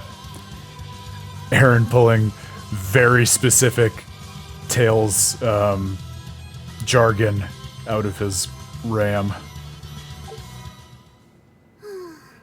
We won. All right, give me that skit. Wasn't good enough. What do you mean? That demon was really strong. I don't mean the demon. I mean me. Absolutely, that's one of the things I love about them. Speaking of cool ways to learn arts, right? Rather than just one bigger one like him. So of course... No. He'd have done it with a shorter blade, too. You can't be serious. He's right. I think Shigure might really be capable of that. Yeah. He's done it before. Can I ask you a question? I don't mind. You want to know more about my clan? Yeah. Well, as the eldest son, Shigure became head of the clan and ran things for a while. But 3 years ago, a rumor started floating around that he was planning an insurrection, and our lord immediately called for his execution. Sounds like he doesn't waste any time. Shigure never particularly cared about our lord to begin with. All he ever respected was personal strength. Then did your lord send you to do the job? Yeah. The only thing that can take down a Rangetsu swordsman is another Rangetsu swordsman. I thought I could handle it. I knew his every trick and had the time and place all planned out. But when it happened... You got your ass beat. Yeah. He made a fool out of me. I came at him with a greatsword, and he just used a small one. All the training I'd done, I couldn't land a hit on him. A rude awakening if there ever was one. Damn straight. I couldn't deny it. Shigure cast aside my greatsword and just laughed. Train harder, he told me. I was so frustrated by my weakness, my inexperience. So much so that I wanted to end my own life. So much so that I turned into a demon. Wow. Rokurou. In the end, Shigure escaped, and I was arrested for failing to perform my duty and sent to the prison island. And the rest, as they say? So you regret not being able to kill your I love progressively getting a know it sounds crazy, more articulate picture of your older brother through these streams, I'm Grail. not here to judge you. I'm just using you for my own purposes. As long as you fight my enemies. I have a pretty clear image in my head at this point. That's the plan. That's what I do best as a demon. That is amazing, and I'll tell you, it has me feeling much more catalyzed to try to see what other side quests we can dig up. So Grail, if you know any others, maybe we can go exploring over the next few streams, because I'm kind of a little flabbergasted at the fact that they relegated such a key and interesting part of Rokurou's backstory to a totally missable side quest. Like, I don't know if I even did that during my first playthrough of the game, but talk about adding totally different context that changes what he's about, to not only have fought and been beaten by his brother, but to have been charged with the task of killing him because he was suspected to be fomenting insurrection within the clan. Like, that's wild. And it almost has me thinking of a lot of what I've been exploring on the other end of character arcs in Tales of Vesperia, because like I talk about in the lecture that we gave at PAX West, and as I'll probably be talking about in this article I'm working on, one of the cool things to me about Vesperia is there are a lot of, well, pretty much all of the resolutions to the individual character arcs are sequestered off in side quests, and so you have to invest a lot more than your average story to see them through to fruition and realization. But to have that same sort of sidetrack oriented investment in just learning the backstory in the first place, that's really interesting and challenging. And it almost is putting me in mind of like Eisen's zest for exploration in the world, wanting to go and unearth more of these things that aren't being given to us by the main story. I suppose that's similar to what we were doing, hunting down the Norn dolls, or whatever they're called, the collection of Norman dolls that Eisen is trying to find all over the world for Edna, and we're getting more context into his relationship with her. So yeah, we gotta spend some time looking into this. I'll spend some time off stream too, see if we can make a list of those sorts of side quests to dig up. Yeah, I'll do some work on my end too. But there we go. We have incentive to explore more of the dimensions of the story, which is always the way it goes on Tales of Praxis at one point or another, isn't it? Just and what a nice little side adventure to neatly wrap up the stream with a bow. That was some great resolution with so much to dig into and explore, with Velvet overcoming the recurring trauma in her nightmare of Aball, and it was great to work through all of the aftermath of that and orienting ourselves towards the journey to the presumably the final Therion in Endgand. I'm very nervous for Oscar. I don't know what's going to happen to Teresa. It's great that we're getting some more focus on the Abbey now, since, as we were talking about earlier, they've been lurking in the background for quite a while, really since, I think in a lot of ways, since the first time we confronted Melchior, which was quite a while ago. So I think the act is definitely building to a climax, which is always a fun moment with plenty to think about and reorient our considerations about the game and what it's trying to say before we dive into that wonderful main course dessert all in one that is Act 3 of this or any similar JRPG. So that'll be a lot of fun. Is Velvet Christ or Azazel or the Lord of Calamity or something else entirely? I am sure we will find out. Who is the most truly just like Grail? Which character is truly just like me?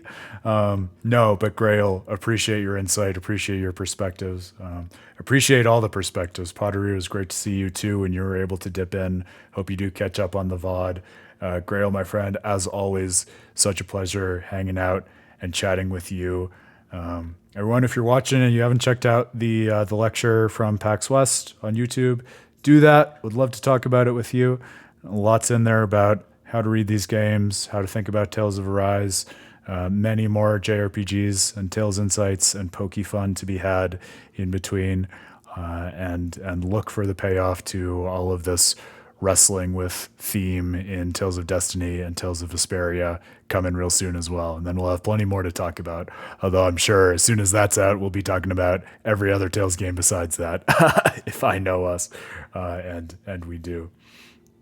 Oh, thank you, Grail. Yes, that would definitely be a boon, as I said, and really material in helping to further advance Tales of Praxis, because I honestly hadn't made a decision on whether it would be worth it to explore and figure out how to involve the games that hadn't had official translations in the series, but I do think it would be nice if there were a way to figure out how to honor and study and wrestle with the messages in all of the games that had been released anywhere in whatever ways we're able to access them. So that would be huge too. Thank you for that, my friend.